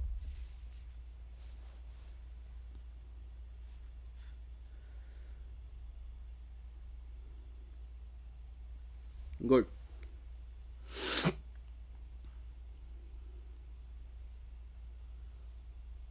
अच्छा देखो, अभी हम कौन सा ग्रुप पढ़ रहे हैं? ग्रुप 13 है ना। क्या तुम्हें लगता है क्या ग्रुप 13 के कंसेप्ट्स ग्रुप 14 पे अप्लाई हो जाएंगे? सर बिल्कुल हो जाएंगे। शील्डिंग इफेक्ट तो शील्डिंग इफेक्ट ही रहेगा, चाहे ग्रुप फर्स्ट की बात हो ग्रुप आखिर की बात हो, यानी कि कोई भी इफेक्ट हो, शील्डिंग इफेक्ट हो गया, ठीक है, इनर्ट पेयर इफेक्ट हो गया, ये जो भी इफेक्ट हैं आपके सारे के सारे इफेक्ट ही तो हैं, किसी ग्रुप के लिए स्पेशलाइज थोड़ी हैं। इसका मतलब ये हुआ कि आपका अगर ये है, ये फॉर एग्जांपल ऑक्सीडेशन स्टेट की बात हो रही है, यानी कि +3 ऊपर वाले में ज़्यादा स्टेबल है, नीचे वाले में कम वाला स्टेबल है, तो ये दूसरे ग्रुप में भी अप्लाई हो सकता है। एक और एग्जाम्पल देता हूँ जी, एग्जाम्पल सुनो। ग्रुप 14 की एग्जाम्पल दे रहा हूँ, ग्रुप 14 की एग्जाम्पल। ग्रुप 14 में आपके लिए एक सवाल है। जब पहले मैं ग्रुप 14 के एलिमेंट लिख देता हूँ जी, carbon, silicon, germanium, tin, lead. भाई ये टिन है, ये लेड है, ये होता है स्टेनम, ये होता है प्लम्बम, ठीक है, ये है आपका जर्मेनियम, GE, ठीक है। ये स्टेनम और प्लम्बम बोलते टिन है और ये लेड है। ओके, अब जरा देखो, कार्बन की फैमिली आमतौर पर +4 ऑक्सीडेशन स्टेट शो करती है, उसके अंदर +3 कर रही थी, इसके अंदर +4 करेगी, कोई बड़ी बात नहीं है सर। इलेक्ट्रॉनिक कन्फिग्रेशन की बात करेंगे तो NS2 और NP2, सिंपल सी बात, वहाँ NS2 और NP1 था, यहाँ पर NP2 है, कोई बड़ी बात नहीं है, बिल्कुल सही बात है, बिल्कुल हमारे समझ में आ रही है सर, सीधी सीधी बात कर रहे हैं आप, कोई घुमा फिरा के नई बात नहीं कर रहे, कोई नया कंसेप्ट नहीं है। अब जरा देखो जी, आ जाओ, कार्बन सिलिकॉन वही बात, NS2 NP2, सिलिकॉन भी NS2 NP2, GE जर्मेनियम, भाई डी इंट्रोड्यूस हो गया, इसके अंदर भी डी है, इसके अंदर तो डी और एफ दोनों हैं। डी और एफ दोनों होने की वजह से क्या बच्चों, सुनो गौर से, क्या ये पुअर शील्डिंग दिखाएगा? बिल्कुल दिखाएगा जी सर, डी और एफ इलेक्ट्रॉन होंगे तो बिल्कुल दिखाएगा। और इन डी और एफ इलेक्ट्रॉन होने की वजह से पुअर शील्डिंग आएगी, और पुअर शील्डिंग की वजह से इनर्ट पेयर इफेक्ट भी आ जाएगा, और इनर्ट पेयर इफेक्ट आने की वजह से लेड के अंदर ये एस इलेक्ट्रॉन टाइटली बाउंड हो जाएंगे। तो इसका मतलब लेड वाले के अंदर +2 ऑक्सीडेशन स्टेट ज़्यादा स्टेबल होती है एज कम्पेयर टू +4। क्या ये कंसेप्ट सबको क्लियर हुआ बच्चों? क्या सर 2s में शील्डिंग नहीं करेगा बोरॉन में? बेटा बहुत अच्छी शील्डिंग करेगा, बहुत बढ़िया शील्डिंग करेगा, लेकिन है तो वो छोटा सा ही ना। अब शील्डिंग कर रहा है, इसी वजह से तो अपने वो s के इलेक्ट्रॉन भी निकाल दिए। सर 2s शील्डिंग नहीं करेगा, बेटा 2s कैसे करेगा? 2s तो ऑलरेडी बाहर है। शील्ड जो करते हैं वो अंदर के इलेक्ट्रॉन करते हैं, इनर इलेक्ट्रॉन करते हैं, ठीक है, बाहर का इलेक्ट्रॉन का भी शील्ड नहीं करता, ठीक है। बच्चों ये वाली बात समझ में आई? लेड वाली जो मैंने बताया +2 oxidation state, why it's more stable then +4, क्या ये वाली बात सबको समझ में आई? जल्दी जल्दी बता दो, यस और नो में जल्दी जल्दी आंसर दे दो भाई। एवरीवन, सबके आंसर आने चाहिए यार, क्या एक एक दो आंसर आते हैं? जल्दी जल्दी बता दो, यस, आइदर यस और नो, सिंपल सी बात है, या तो समझ में आया या नहीं आया, ठीक है। अच्छा जी, अभी भी कुछ बच्चों का नो है, कोई बात नहीं जी, कोई बात नहीं। देखो, जैसे हम पीछे पढ़ते हुए आ रहे थे कि हमारा डी और एफ इलेक्ट्रॉन्स जहां भी प्रेजेंट हो जाएंगे वहां पर शील्डिंग इफेक्ट हो जाएगी, और शील्डिंग की वजह से क्या हो जाएगा? इनर्ट पेयर हो जाएंगे। अब देखो, यहाँ पर कोई इनर्ट पेयर नहीं है, यहाँ पर जितने भी पेयर हैं आखिर के सारे रिएक्टिव हैं, यानी कि यहाँ पर कार्बन और सिलिकॉन में ये इलेक्ट्रॉन भी निकल जाएंगे, ये इलेक्ट्रॉन भी निकल जाएंगे, +4 oxidation state will be more stable, ठीक है।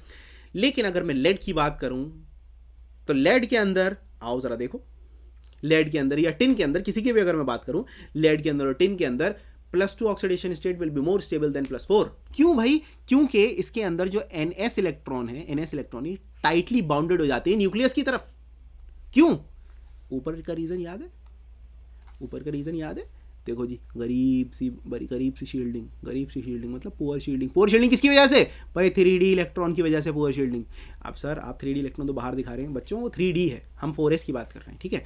3D असल में जब इलेक्ट्रॉन होते हैं वो ऐसे ही होते हैं, 3D10 और 4s2। देखो अब इसकी शील्डिंग पुअर, यानी कि न्यूक्लियस जो है इतना अच्छा असर दिखा सकता है, इसको टाइटली बाउंड कर लेगा, इसलिए यहाँ पर सिर्फ और सिर्फ 4p1 ही निकलेगा बाहर, यानी कि oxidation state +1 will be more stable. ऐसे ही यहाँ पर ये जो है देखो ये हो गया आपका 2 3 4 5 5s2 और 4d10 और 5p1, ठीक है। और इसके अंदर 6s2 4f14 3d10 sorry 5d10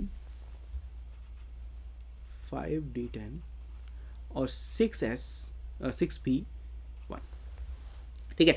आओ देखो, ये देखो और ये देखो, देखो जी कहाँ फ़र्क मिला हमें, ये देखो ये डी और एफ, यहाँ भी डी। पुअर शील्डिंग की वजह से क्या होगा जी, पुअर शील्डिंग की वजह से बाहरी इलेक्ट्रॉन, बाहर के जो इलेक्ट्रॉन है टाइटली बाउंडिंग होंगे न्यूक्लियस से,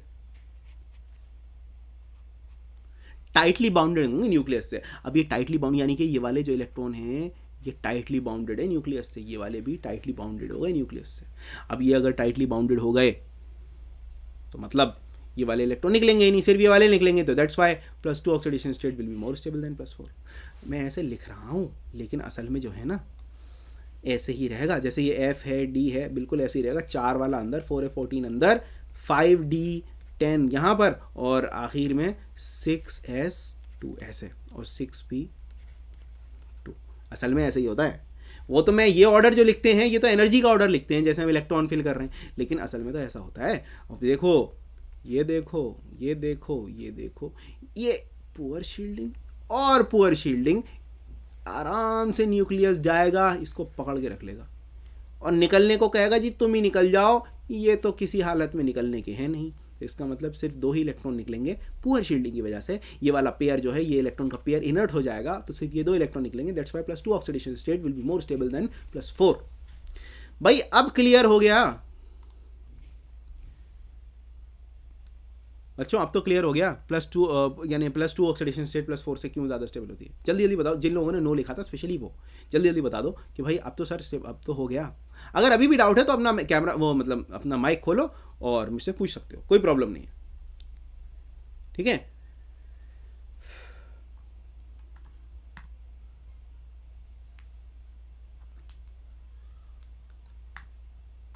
चलो आगे बढ़ते हैं।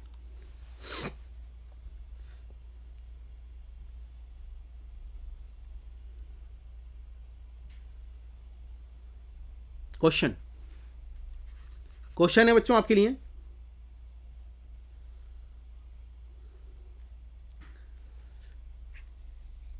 Gallium GaCl is more stable than GaCl3। लगाओ दिमाग, अच्छे से सब कुछ सोचो, उसके बाद जवाब देना। क्यों, रीजंस मैं पोल के अंदर लिख देता हूं, तुम अपने आप बता देना भाई।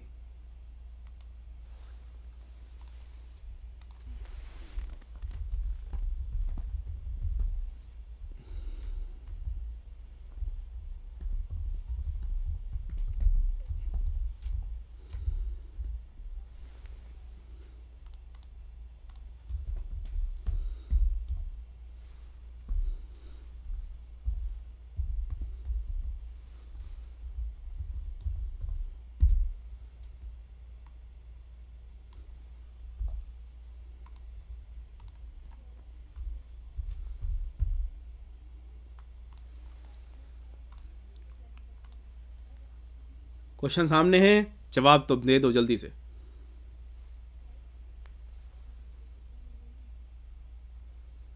जो लोग जवाब नहीं दे सकते वो जवाब कमेंट बॉक्स में लिख सकते हैं। जो पोल के अंदर नहीं दे पा रहे हैं जवाब, वो जवाब उसमें दे सकते हैं कमेंट बॉक्स में।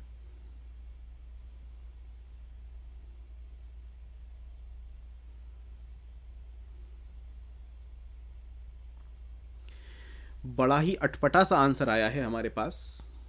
बड़ा ही अटपटा सा आंसर आया है हमारे पास। 69% बच्चे कह रहे हैं इनर्ट पेयर, 23% कह रहे हैं इलेक्ट्रोनेगेटिविटी और 8% कह रहे हैं फजान्स रूल। वाह भाई वाह बच्चों, फजान्स रूल का तो नाम ही नहीं लिया अभी तक मैंने आज की क्लास में। क्या तुम लोग गजब कर रहे हो आज तुम लोग केमिस्ट्री के बेसिक्स की भूचाल आ जाएगा केमिस्ट्री के बेसिक्स को सुनकर तुम्हारे जवाबों को। कोई बात नहीं, ठीक है।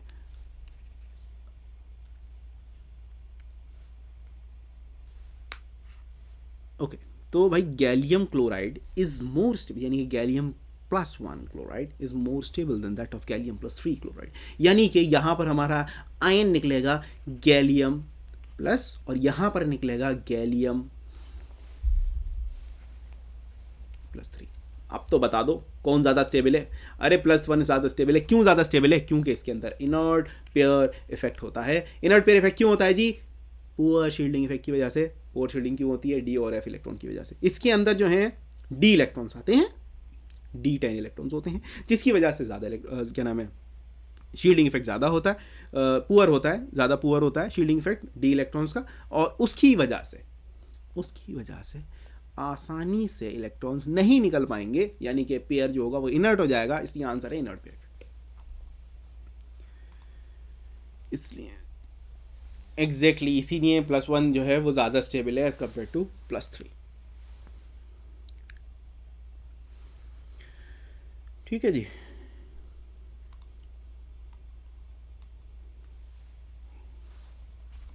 ओके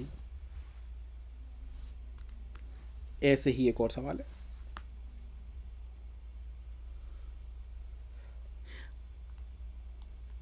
एक सवाल और है आपके लिए।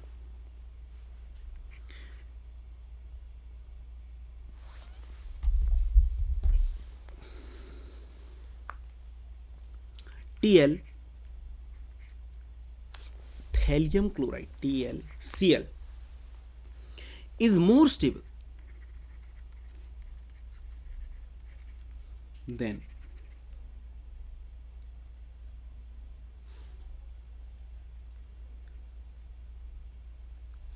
indium chloride. Why? Thallium chloride ज़्यादा स्टेबल है as compared to indium chloride.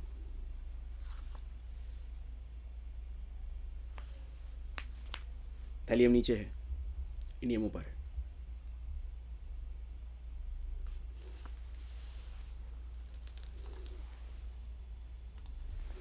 लिखो जी कमेंट बॉक्स में आंसर।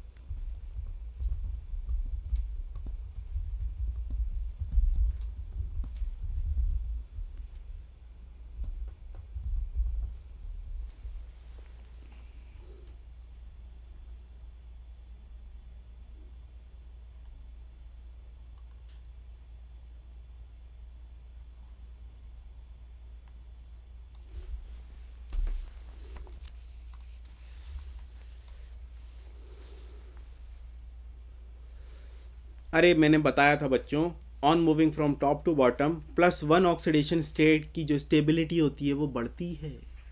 इसलिए इंडियम और थैलियम में थैलियम नीचे है, दैट्स वाई इसके अंदर +1 ऑक्सीडेशन स्टेट ज़्यादा स्टेबल है।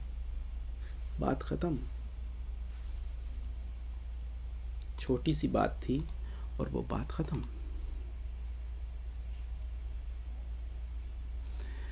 Poor D and F shielding thus result in this in the more unstable in the +1 in the inert pair effect. हाँ ठीक है, थैलियम के अंदर इनर्ट पेयर इफेक्ट ज़्यादा होगा, जिसकी वजह से सिर्फ +1 ही निकालेगा। इंडियम के अंदर पॉसिबिलिटी है +3 भी दिखा सकता है, बट +1 जो है सिर्फ +1 नहीं दिखाएगा। ठीक है, लेकिन थैलियम के अंदर +1 दिखाने की क्षमता सबसे ज़्यादा है, that's why it will be more stable then that. ठीक है, आगे बढ़ते हैं जी, आगे बढ़ते हैं। Halides of boron.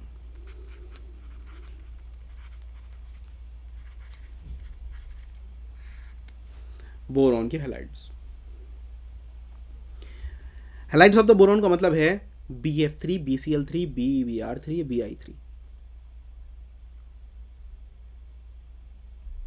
बच्चों एक बात याद रखना, बोरॉन, एल्यूमिनियम और जो भी बोरॉन की पूरी फैमिली है, ठीक है, पूरी फैमिली है। देखो मैं इलेक्ट्रॉनिक कॉन्फ़िगरेशन लिख देता हूँ।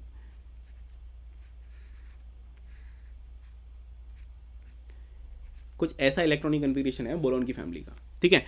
इसकी वजह से यहाँ पर हमारी वैकेंसी है कुछ इलेक्ट्रॉन्स के आने की, और इस वैकेंसी की वजह से, जबकि अगर फॉर एग्जांपल अगर मैं किसी वजह से इसके एक इलेक्ट्रॉन को एक्साइट करके यहाँ भी पहुँचा दूँ, फिर भी एक वैकेंसी बच गई एक इलेक्ट्रॉन पेयर के आने की। जो चीज़ें, जो एलिमेंट्स इलेक्ट्रॉन पेयर को एक्सेप्ट कर सकते हैं, लिख लो जी, जो चीज़ें या जो एलिमेंट्स या जो कंपाउंड्स इलेक्ट्रॉन पेयर को एक्सेप्ट कर सकते हैं, वो हमारे लुईस एसिड्स होते हैं, हमारे लुईस एसिड्स होते हैं जी। लुईस एसिड होते हैं वो चीज़ें जो इलेक्ट्रॉन पेयर को एक्सेप्ट कर सकती हैं। तो इलेक्ट्रॉन पेयर को डोनेट करने वाले बेस होते हैं, सिंपल सी बात, जो इलेक्ट्रॉन पेयर को डोनेट करते हैं जी वो बेस होते हैं। आप देखो ज़रा अच्छे से देखना, हैलाइड्स ऑफ बोरॉन की मैं बात कर रहा हूं, तो मेरा है BF3, BCl3, क्लोरीन, Br3 और Bi3। ये फ्लोरीन, क्लोरीन, ब्रोमीन, आयोडीन, ये है मेरे हैलाइड्स ऑफ बोरॉन, ठीक है। मैंने बता दिया ये हैलाइड्स हैं। यहाँ पर ये 3 फ्लोरीन है ना, देखो एक एक इलेक्ट्रॉन यहाँ से वो अपना शेयरिंग कर सकता है और शेयर करके BF3 बना लेगा। BF3 का स्ट्रक्चर कैसा होता है जी, B ये है, F और F, कोई लोन पेयर नहीं होगा, जबकि एक खाली ऑर्बिटल होगा जी, ये है इसका वैकेंट ऑर्बिटल।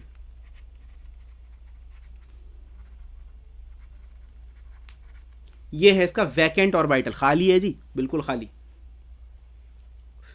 यहां पर ये इलेक्ट्रॉन एक्सेप्ट कर सकता है, और ये इलेक्ट्रॉन एक्सेप्ट करने की वजह से ये क्या हो गया जी, लुईस एसिड्स हैं, लुईस एसिड्स हैं।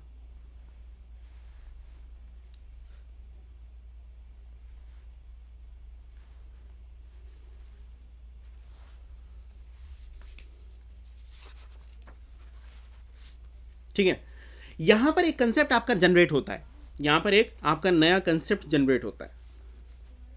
एक सेकंड,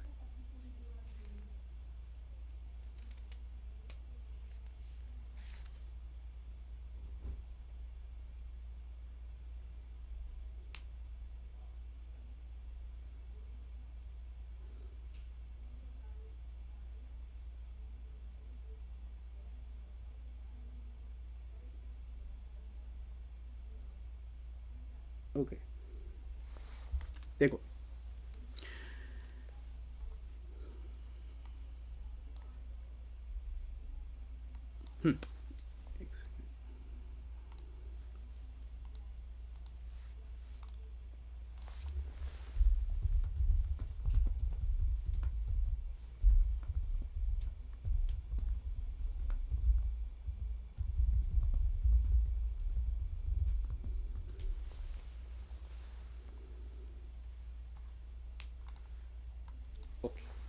चलो, ये हमारे लुईस एसिड्स होते हैं, इतनी बात हमारी क्लियर हुई। यहां पर एक नया कंसेप्ट आपको मैं बता देता हूं, जिसको हम कहते हैं ओवरलैपिंग, यानी कि बैक बॉन्डिंग। बैक बॉन्डिंग क्या, पहले बैक बॉन्डिंग सुनो, होती क्या है देखो। क्या होती है जी बैक बॉन्डिंग, देखो मेरा ये है बोरॉन, मैंने बताया बोरॉन के अंदर एक खाली ऑर्बिटल होता है, खाली ऑर्बिटल बना भी दिया और ऊपर भी दिख रहा है, ये है मेरा खाली, ये खाली है, ठीक है। उसके बाद मैं अगर BF3 की बात करूं, ये मेरा एक फ्लोरीन, ये मेरा दूसरा फ्लोरीन, ये मेरा ये दूसरा फ्लोरीन, ये एक और फ्लोरीन। बच्चों याद होगा फ्लोरीन के अंदर क्या होते हैं, फ्लोरीन के अंदर इलेक्ट्रॉन पेयर होते हैं। इलेक्ट्रॉन पेयर का मतलब लोन पेयर्स होते हैं, है ना। तो ये देखो, ये इसके अंदर ये भी लोन पेयर, ठीक है। आओ जरा देखो, ये जो है फ्लोरीन का साइज बहुत छोटा सा, इतना सा फ्लोरीन, और छोटा भी बोरॉन है, बोरॉन भी छोटा है, फ्लोरीन भी छोटा है। इसका मतलब इनके ये और ये करीब करीब होंगे, सिंपल सी बात है। इनके जो ये ऑर्बिटल है, ये ऑर्बिटल करीब करीब। अब देखो यहाँ पर जो फ्लोरीन है, फ्लोरीन जो है इसके अंदर इसके इलेक्ट्रॉन्स हैं, जिसके अंदर जो फील्ड होता है उसको ऐसा थोड़ा सा डार्क दिखा देते हैं। अब ज़रा देखो गौर से, फ्लोरीन छोटा, बोरॉन भी छोटा, इसका मतलब इनके और इनके बीच का गैप हमारा कम हो जाएगा। गैप कम होने की वजह से ये ऑर्बिटल और ये ऑर्बिटल ओवरलैप कर जाएगा, ओवरलैप कर जाएगा। देखो एक नॉर्मल बॉन्डिंग तो यहाँ से हुई हुई है और ये ऑर्बिटल इसके दोबारा से बॉन्डिंग बनाना चाह रहे हैं, इसको बोलते हैं जी बैक बॉन्डिंग। ठीक है, ये दोबारा से बॉन्डिंग बनाना चाह रहे हैं। अब देखो आप सब जानते हो कि सिग्मा बॉन्ड तो बन चुका है, दोबारा बॉन्डिंग कैसा बनेगा? अरे कैसा बनेगा जल्दी बताओ कमेंट बॉक्स में। एक सिग्मा बॉन्ड बन चुका है जो दोबारा जो ओवरलैपिंग की वजह से, छोटे साइज होने की ओवरलैपिंग की वजह से जो बॉन्ड बनेगा, कैसा बॉन्ड बनेगा? अरे किस तरह का बॉन्ड बनेगा? सिग्मा तो बन चुका है, वेरी गुड, पाई बनेगा, बहुत बढ़िया। तो देखो जी पाई बनेगा, पहली बात पाई बनेगा। अब अगर ये पाई बना, ठीक है, ये क्या है और ये क्या है? सर ये भी पी ऑर्बिटल है, ये भी पी ऑर्बिटल है। भाई ये भी पी है, ये भी पी है, तो याद रखो बच्चों इस तरह की जो ओवरलैपिंग होती है उसको हम कहते हैं पी पाई बैक बॉन्डिंग। पी पाई बैक बॉन्डिंग।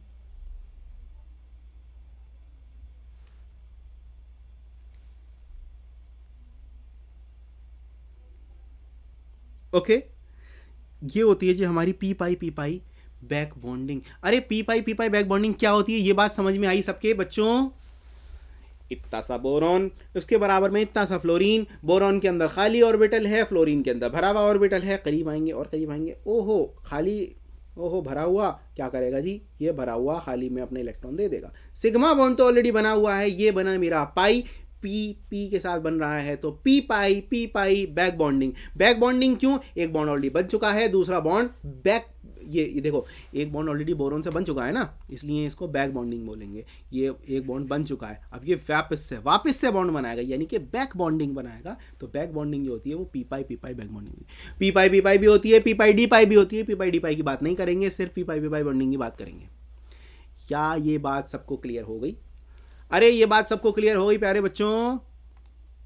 क्या ये बात सबको क्लियर हो गई कि बैक बॉन्डिंग क्या होती है? बस सिर्फ इतनी बात बता रहा हूँ, सिर्फ बैक बॉन्डिंग क्या होती है सिर्फ बोरॉन की फैमिली के केस में होगा। Only it will show in the case of the boron family only, क्योंकि सिंपल सी बात है भाई, बोरॉन के अंदर ही खाली ऑर्बिटल है, बाकी सब में हमें नहीं मिलेगा खाली ऑर्बिटल। ठीक है, चलो ग्रेट, बहुत बढ़िया। ठीक है, आओ जरा देखो ये जो बैक बॉन्डिंग जो क्रिएट हुई है, ये बैक बॉन्डिंग जो क्रिएट हुई है, अब जरा मैं एक बार क्लोरीन की बात कर लेता हूं, BCl3 की बी के अंदर ये एक ऑर्बिटल, ये बी के अंदर जो खाली ऑर्बिटल है ये मैंने बनाया Cl, ये भी मैंने बनाया Cl। आओ जरा देखो जी Cl बनाया।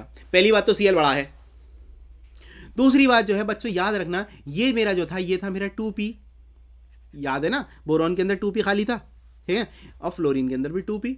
भाई ये एनर्जी दोनों की बराबर है ना, ये भी इतना बड़ा ये भी इतना बड़ा, दोनों अच्छे से ओवरलैपिंग कर पाएंगे। लेकिन क्लोरीन के अंदर ये तो था 2p, ये है 3p। वाह भाई वाह, ये 2p इतना सा, ये 3p इतना बड़ा, क्या अच्छी ओवरलैपिंग हो पाएगी? यस और नो? क्या क्लोरीन और बोरॉन में अच्छी ओवरलैपिंग हो पाएगी? जल्दी से बताओ बच्चों, क्या क्लोरीन और बोरॉन में अच्छी ओवरलैपिंग हो पाएगी? बहुत बढ़िया जवाब दे रहे हैं बच्चे कि सर बिल्कुल नहीं हो पाएगी। अच्छी जब ही हो सकती है जब एक बंदा दूसरे बंदे के बराबर का हो, उसी की वैल्यू का हो, उसी के लेवल का हो। तो यानी कि 2p के अंदर जो हमारी बैक बॉन्डिंग हो रही थी बहुत बढ़िया हो रही थी, लेकिन 2p और 3p के अंदर जो बैक बॉन्डिंग हो रही है वो अच्छी नहीं होगी। अच्छी नहीं होगी का मतलब ये है कि जो हमारा बोरॉन का एम्प्टी ऑर्बिटल है बच्चों, बोरॉन का एम्प्टी ऑर्बिटल है, क्या क्लोरीन अपने इलेक्ट्रॉन को बोरॉन के खाली ऑर्बिटल में भेज पाएगा? क्या ये भेज पाएगा? क्या क्लोरीन अपने इलेक्ट्रॉन्स को बोरॉन के खाली ऑर्बिटल में बैक बॉन्डिंग के द्वारा भेज पाएगा? जल्दी जल्दी बताओ बच्चों, यस और नो? बिल्कुल नहीं भेज पाएगा। सर कैसे भेज देगा? वहाँ कितना बड़ा क्लोरीन का ऑर्बिटल, कितना छोटा क्या नाम है बोरॉन का ऑर्बिटल, कहाँ एनर्जी इतना अच्छा खासा डिफरेंस है। ठीक है, इसका मतलब बैक बॉन्डिंग नहीं होगी, मतलब होगी बहुत अच्छी नहीं होगी। भाई कोई चीज़ यहाँ है, कोई चीज़ यहाँ है, भाई मिल तो सकते हैं ना किसी तरीके से, वो बात अलग है। ये और ये इनकी बॉन्डिंग अच्छी है, इनकी बॉन्डिंग ज़्यादा अच्छी नहीं होगी, इनकी बॉन्डिंग क्या अच्छी होगी सर? कभी नहीं होगी। इसका मतलब सर बोरॉन की क्लोरीन के साथ तो इतनी बेकार हो रही है, क्या ब्रोमीन के साथ अच्छी होगी? बिल्कुल नहीं जी, और ज़्यादा बेकार होगी। आयोडीन के साथ इतने बड़े बड़े ऑर्बिटल, इतने से ऑर्बिटल के साथ रिएक्ट कर रहे हैं, क्या अच्छी ओवरलैपिंग होगी सर? कभी नहीं होगी। इसका मतलब ये होगा, अगर हेलोजेंस की बात की जाए, हाइलाइट्स ऑफ ब्रोमीन बोरॉन की बात की जाए, तो BF3, BCl3, BBr3 और BI3 में BI3 के अंदर बैक बॉन्डिंग सबसे खराब होगी, सबसे बेकार होगी, जिस वजह से बोरॉन का ऑर्बिटल खाली रह जाएगा। और ये खाली रहने की वजह से क्या होगा? ये खाली रहने की वजह से वहां पर इलेक्ट्रॉन एक्सेप्ट हो सकते हैं किसी दूसरे से, और दूसरे से इलेक्ट्रॉन एक्सेप्ट करने वाले कौन होते हैं जी? इलेक्ट्रॉन कौन एक्सेप्ट करने वालों को क्या कहा जाता था? अरे जल्दी से बता दो बच्चों, कमेंट बॉक्स में ही बता दो जल्दी जल्दी। दूसरों से इलेक्ट्रॉन एक्सेप्ट करने वालों को कहा जाता था, वेरी गुड, लुईस एसिड कहा जाता था सर, बहुत बढ़िया, लुईस एसिड कहा जाता था। तो लुईस एसिड की जो स्ट्रेंथ हो गई, क्या BF3 में या BI3 में, सिर्फ दो कंपैरिजन कर रहा हूं, या BF3 में या BI3 में सबसे अच्छा लुईस एसिड कौन है? BF3 में और BI3 में सबसे अच्छा लुईस एसिड कौन है? जरा अच्छे से बताओ, BF3 में और BI3 में सबसे अच्छा लुईस एसिड कौन है? लुईस एसिड कौन? जो इलेक्ट्रॉन पेयर को एक्सेप्ट करे। इलेक्ट्रॉन पेयर को कौन एक्सेप्ट करेगा बच्चों? जिसका ऑर्बिटल खाली होगा। किसका ऑर्बिटल खाली होगा सर? जिसके अंदर बैक बॉन्डिंग नहीं होगी। अब बैक बॉन्डिंग किसमें नहीं हो रही? बड़ा आई के ऑर्बिटल बच्चों, आई 4p, वो सॉरी 5p और वो करीब से 2p। अरे इतना बड़ा और इतना बड़ा, क्या अच्छी ओवरलैपिंग होगी? बिल्कुल नहीं होगी सर। इसीलिए BI3 जो होता है उसके अंदर बैक बॉन्डिंग नहीं होती है। बैक बॉन्डिंग ना होने की वजह से बोरॉन के ऑर्बिटल्स खाली रह जाते हैं, और खाली रहने की वजह से वो इलेक्ट्रॉन पेयर एक्सेप्ट कर सकते हैं अपने एम्प्टी ऑर्बिटल में, जिस वजह से हम उनको अच्छा लुईस एसिड बोलते हैं। तो अब जरा बच्चों जल्दी से ऑर्डर लिख दो हैलाइड्स ऑफ बोरॉन की एसिडिक स्ट्रेंथ का। एसिडिक स्ट्रेंथ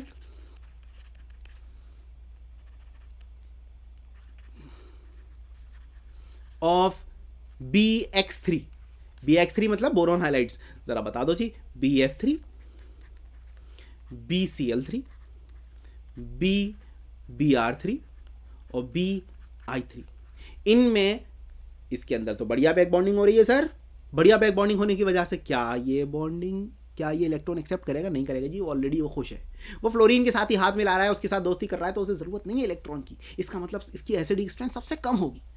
ओहो आयोडीन, वो बेचारा हो एक जरा सा छोटा सा बच्चा इतने बुजुर्ग लोगों के साथ खड़ा हुआ है, क्या उसकी अच्छी बॉन्डिंग हो पाएगी सर? बिल्कुल नहीं हो पाएगी। वो नहीं खेल पाएगा उनके साथ जिस तरीके से वो बच्चों के साथ खेलता है। इसका मतलब वो उसके इलेक्ट्रॉन का जो ऑर्बिटल है वो खाली ही रह जाएगा, जिस वजह से वो ढूंढेगा कि उसको इलेक्ट्रॉन कोई दे दे, और इलेक्ट्रॉन एक्सेप्ट करने वाले लुईस एसिड होते हैं। इसका मतलब BI3 की एसिडिक स्ट्रेंथ सबसे ज़्यादा होती है। अरे बच्चों ये समझ में आया या नहीं?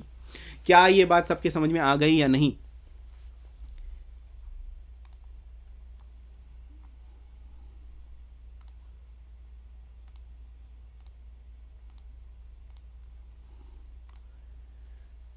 चलो वेरी गुड,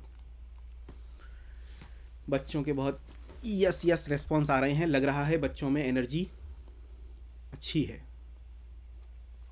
ग्रेट।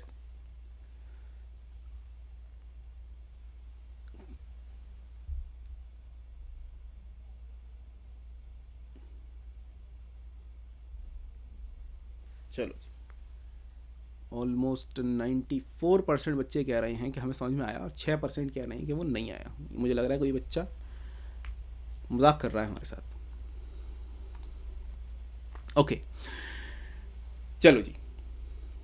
अरे एक बात बताओ, इतनी देर से केमिस्ट्री पढ़ रहे हो तुम, अपनी एनर्जी तुम्हारे अंदर कितनी है भाई? आगे पढ़ने की या केमिस्ट्री को फर्दर जानने की? एक सेकेंड,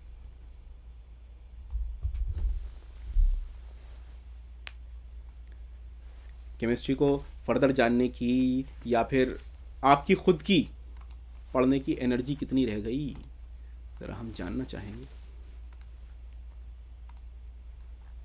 किसी ने सवाल पूछा था यार, पता नहीं कहाँ है वो। ठीक है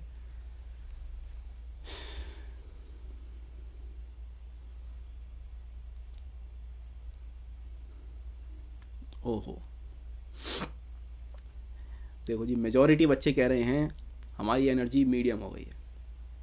सिर्फ 2-3% बच्चे कह रहे हैं सर हमारी एनर्जी लो है, और हाई एनर्जी वालों की तो बात ही अलग है। ठीक है, तो इसका मतलब हम और ज़्यादा पढ़ाई करेंगे। चलो ग्रेट, बहुत बढ़िया, आगे आते हैं। ठीक है, तो बच्चों एसिडिक स्ट्रेंथ की यहाँ तक बात हो गई हमारी। ठीक है, चलो ये हुई बात एसिडिक स्ट्रेंथ की। अब ज़रा देखो, एसिडिक स्ट्रेंथ की यहाँ तक हमने बात करी थी, है ना।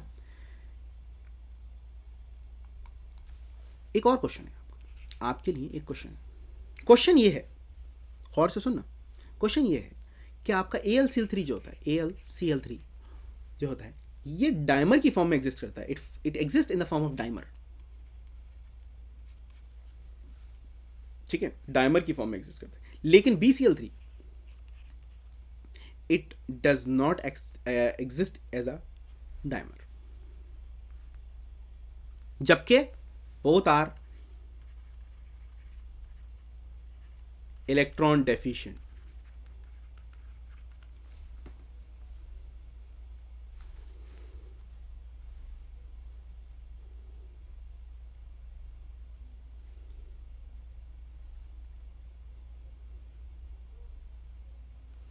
ठीक है, बोथ आर इलेक्ट्रॉन डेफिशिएंट।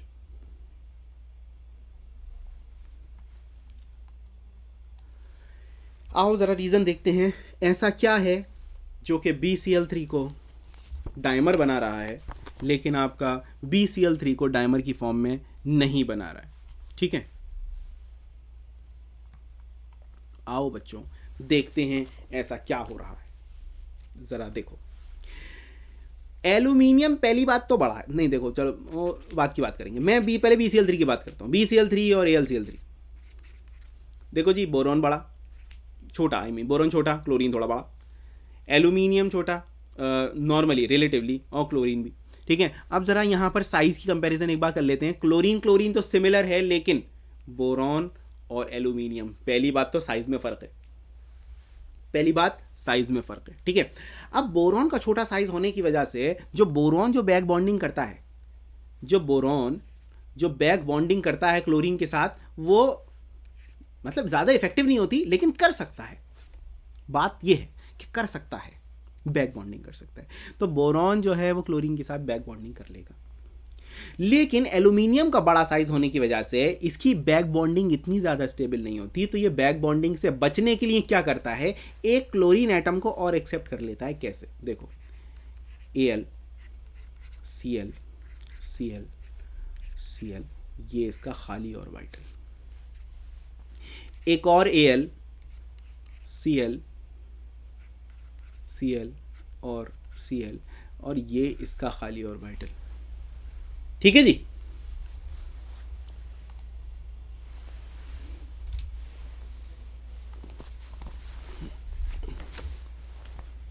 ये इसका खाली ऑर्बिटल। सबको मालूम है जी, इलेक्ट्रॉन क्लोरीन के पास होते हैं, फील्ड ऑर्बिटल होता है जी इसका। इसको येलो से मार्क कर देते हैं।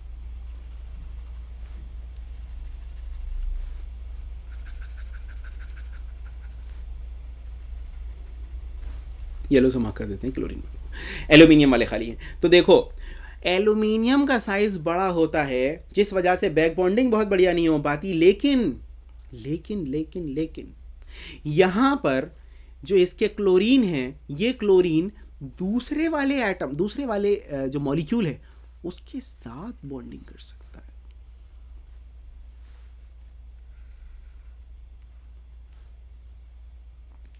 देखो, पहले एक एग्जाम्पल, थोड़ा सा कॉम्प्लिकेटेड लग रहा है, पहले इसको इजी फॉर्म में बना लेते हैं।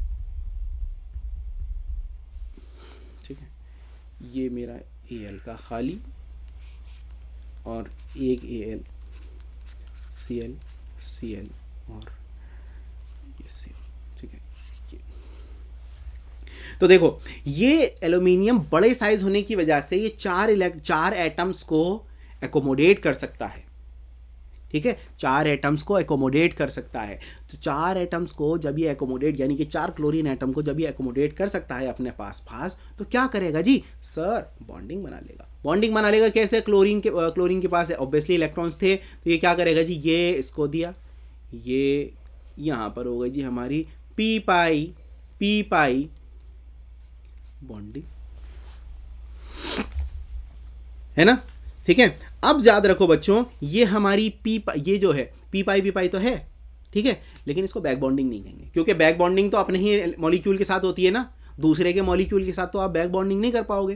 तो ये जो होती है, ये होती है आपकी इंटरमॉलिक्यूलर पी पाई बॉन्डिंग, जिसको हम कोऑर्डिनेट बॉन्ड भी कहते हैं, याद होगा, जिसको हम कोऑर्डिनेट बॉन्ड भी बोलते हैं। तो देखो, आप पूरे ऑर्बिटल बनाने से बेहतर है आप डायरेक्टली एक कोऑर्डिनेट बॉन्ड दिखा दो।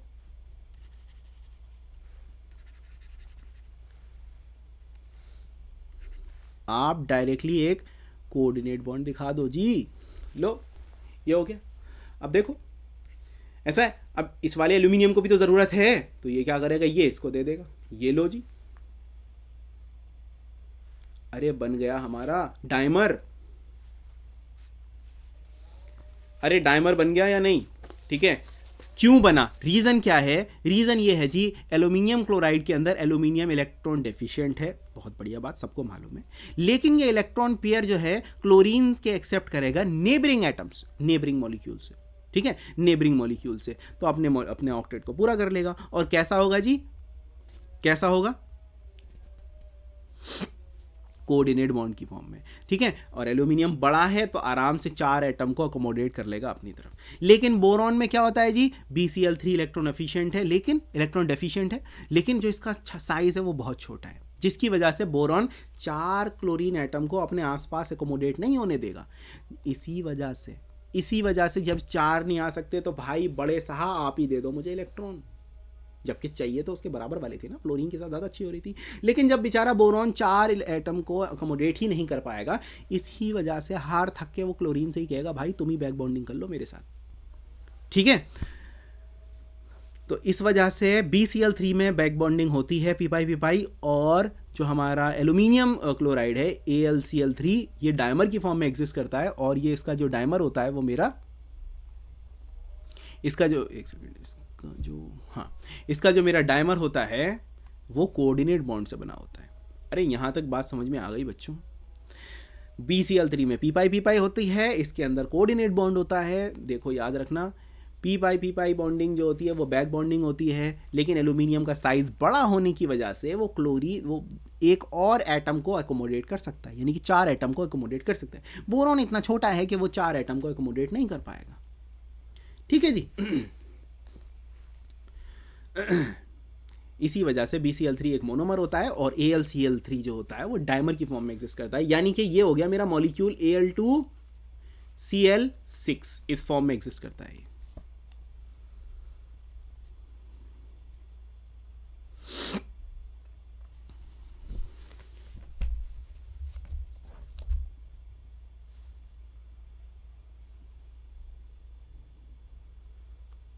ठीक है, अरे यहां तक कोई डाउट है बच्चों? ये बात सबको क्लियर हुई? क्या ये बात सबको क्लियर हो गई बच्चों? अरे कमेंट बॉक्स में आंसर दे दो जल्दी जल्दी।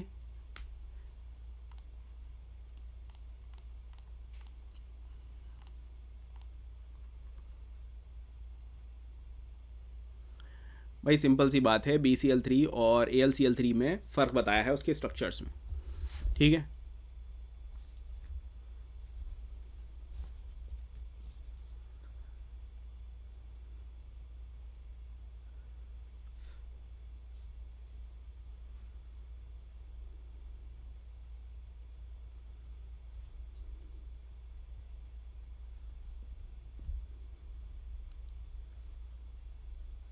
ओके चलो जी आगे बढ़ते हैं।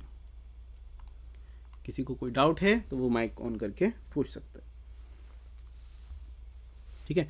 बात आखिरी टॉपिक की बात करते हैं जी, हमारा स्ट्रक्चर ऑफ डायबोरेन। डायबोरेन होता है मेरा B2H6, B2H6। बोरेन की केमिस्ट्री यानी कि बोरॉन और हाइड्रोजन की केमिस्ट्री भी बहुत वास्ट है, बहुत वास्ट है। जैसे आपने सुना होगा जी, हमारी कार्बन की केमिस्ट्री है ना, हाइड्रोकार्बन्स, कितनी बड़ी ऑर्गेनिक केमिस्ट्री है, लेकिन बोरॉन और हाइड्रोजन की भी केमिस्ट्री भी बहुत वास्ट है, बहुत अच्छे लेवल की इसकी रिसर्च है। ठीक है, इसको हम कंपेयर कर सकते हैं मेटल्स के साथ, इनको हम ऑर्गेनोमेटालिक कंपाउंड्स कहते हैं, ऑर्गेनिक और मेटालिक कंपाउंड्स, उसके साथ इसको कंपेयर कर सकते हैं। बहुत अच्छी प्रॉपर्टीज़ हैं बहरहाल। ठीक है, इनके स्ट्रक्चर्स वगैरह पढ़ने को एडवांस लेवल पर बहुत आते हैं। चलो आगे बढ़ते हैं। स्ट्रक्चर की बात कर रहे थे हम B2H6 की। सर B2H6 हमें Al2Cl6 के बारे में तो हमने पढ़ा था, लेकिन हाइड्रोजन के पास तो कोई लोन पेयर ही नहीं है, कहाँ से वो बोरोन की प्यास को बुझाएगा। यानी कि मेरा BH3 तो ऐसा है, देखो जी, BH, H और H, ये खाली। ठीक है, ऐसे ही मेरा एक और B, H, H और H और ये खाली, बोरॉन ऐसा है। ठीक है, आओ ज़रा देखें क्या हो रहा है यहाँ पर।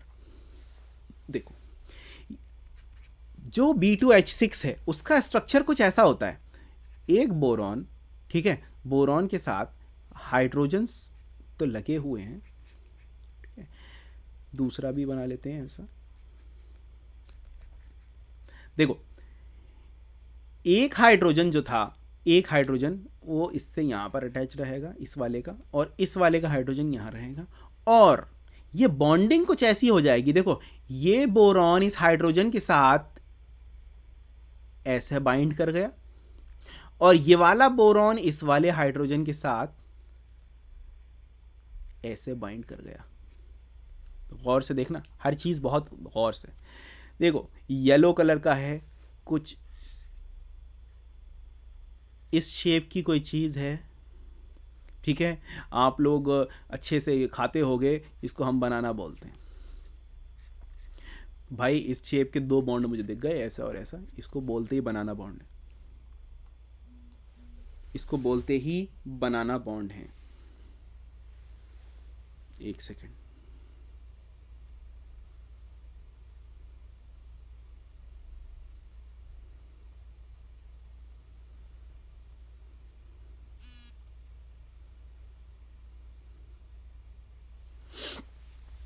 ठीक है जी, इसको बोलते ही बनाना बॉन्ड है। अब ये बनाना बॉन्ड कैसा होता है, इसकी कैरेक्टरिस्टिक कैसी होती है। देखो, ये बोरॉन,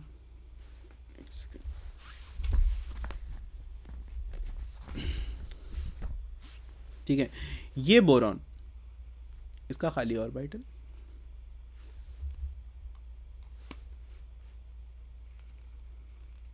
ठीक है, और एक इलेक्ट्रॉन यहां पर, एक हाइड्रोजन ऑलरेडी जुड़ा हुआ है, ये हाइड्रोजन ऑलरेडी जुड़ा हुआ है। ठीक है, आओ देखो। चलिए, एक इलेक्ट्रॉन बाद में बनाएंगे, एक इलेक्ट्रॉन थोड़ा सा बाद में बनाएंगे।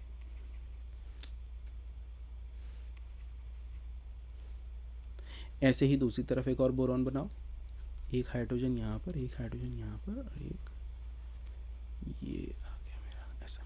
अब आपको मालूम है जी सर, बोरॉन के पास एक्स्ट्रा इलेक्ट्रॉन की जगह है, रखने की जगह है। देखो, हाइड्रोजन जब अपना एक इलेक्ट्रॉन लेकर आता है, हाइड्रोजन जब अपना एक इलेक्ट्रॉन लेकर आता है, ये हाइड्रोजन आया, इधर भी एक हाइड्रोजन आया, तो होता क्या है, ये एक बोरॉन, एक हाइड्रोजन और एक बोरॉन, ये तीनों मिलकर दो इलेक्ट्रॉन के साथ बॉन्डिंग बना लेते हैं।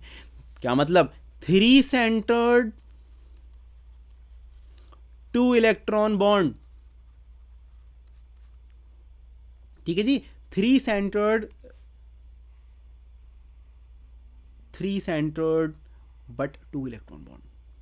और यहां भी ऐसे ही हो रहा है जी, 3 सेंटर्ड 2 इलेक्ट्रॉन बॉन्ड। सर, इसने तो हमारे सारे के सारे कंसेप्ट को हिलाकर रख दिया। इसने तो लेक्चर की अच्छा जी, अच्छा जी, चलो, हाँ, तो भाई हम B2H6 की बात कर रहे हैं। B2H6 में हमारा देखो कितना बढ़िया एक अजीब टाइप बॉन्ड बनेगा जिसको हम बनाना बॉन्ड बोलते हैं। यहाँ पर 3 सेंटर्ड और 2 इलेक्ट्रॉन का बॉन्ड बनता है। 3 सेंटर्ड 2 इलेक्ट्रॉन, ऐसा स्ट्रक्चर कहीं नहीं मिलेगा, और बता रहा हूँ ये वाला स्ट्रक्चर है, ऐसा स्ट्रक्चर और कहीं नहीं मिलेगा। इसको हम एक्सेप्शन भी कह सकते हैं, कुछ भी कह लो, जो दिल करे कह लो, लेकिन ऐसा होता है। ठीक है,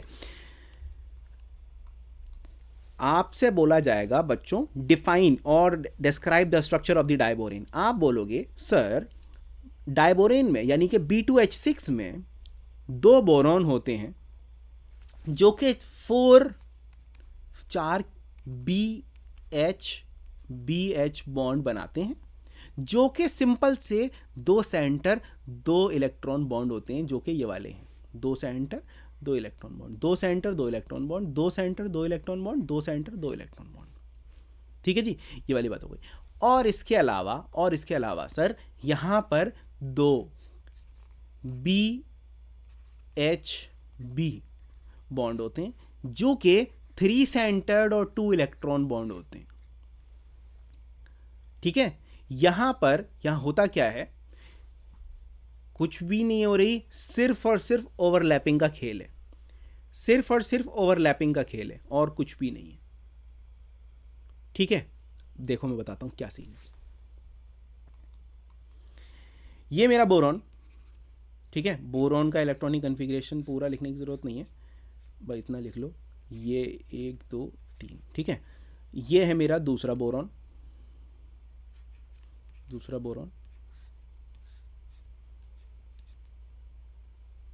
ठीक है, 1 2, इसका इलेक्ट्रॉन यहाँ मान लो। ठीक है, यहाँ हो या यहाँ हो एक ही बात है, वो उसको कोई वो मैटर नहीं करता। ठीक है, अब ज़रा BH3 बनाते हैं।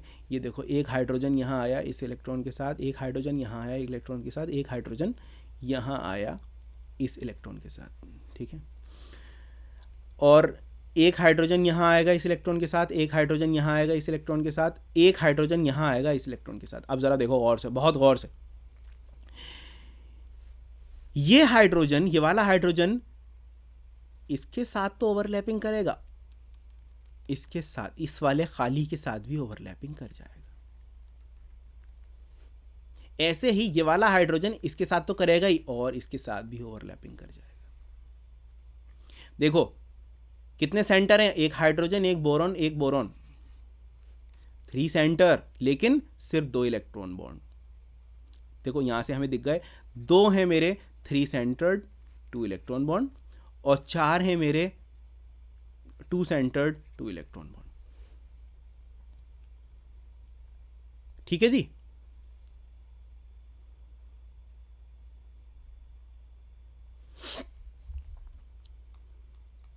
होता कैसा है ये भी देख लो। देखो बोरॉन जो होता है, बोरॉन असल में, बोरॉन का जब आपने हाइब्रिडाइजेशन पढ़ी थी तो ठीक है, ये है मेरा एम्प्टी, ये है मेरा 2 क्या नाम है, sp2 और ये भी sp2। इधर से हाइड्रोजन ऑलरेडी लगे हुए हैं, यहाँ पर हाइड्रोजन ऑलरेडी अपने इलेक्ट्रॉन्स के साथ आए हुए हैं। ठीक है, अब देखो यहाँ भी एक हाइड्रोजन आना है, इधर भी, लेकिन यहाँ पर अभी ऐसे ही इलेक्ट्रॉन लिख लो। ठीक है, ऐसे ही एक और बोरॉन बनाओ। ठीक है,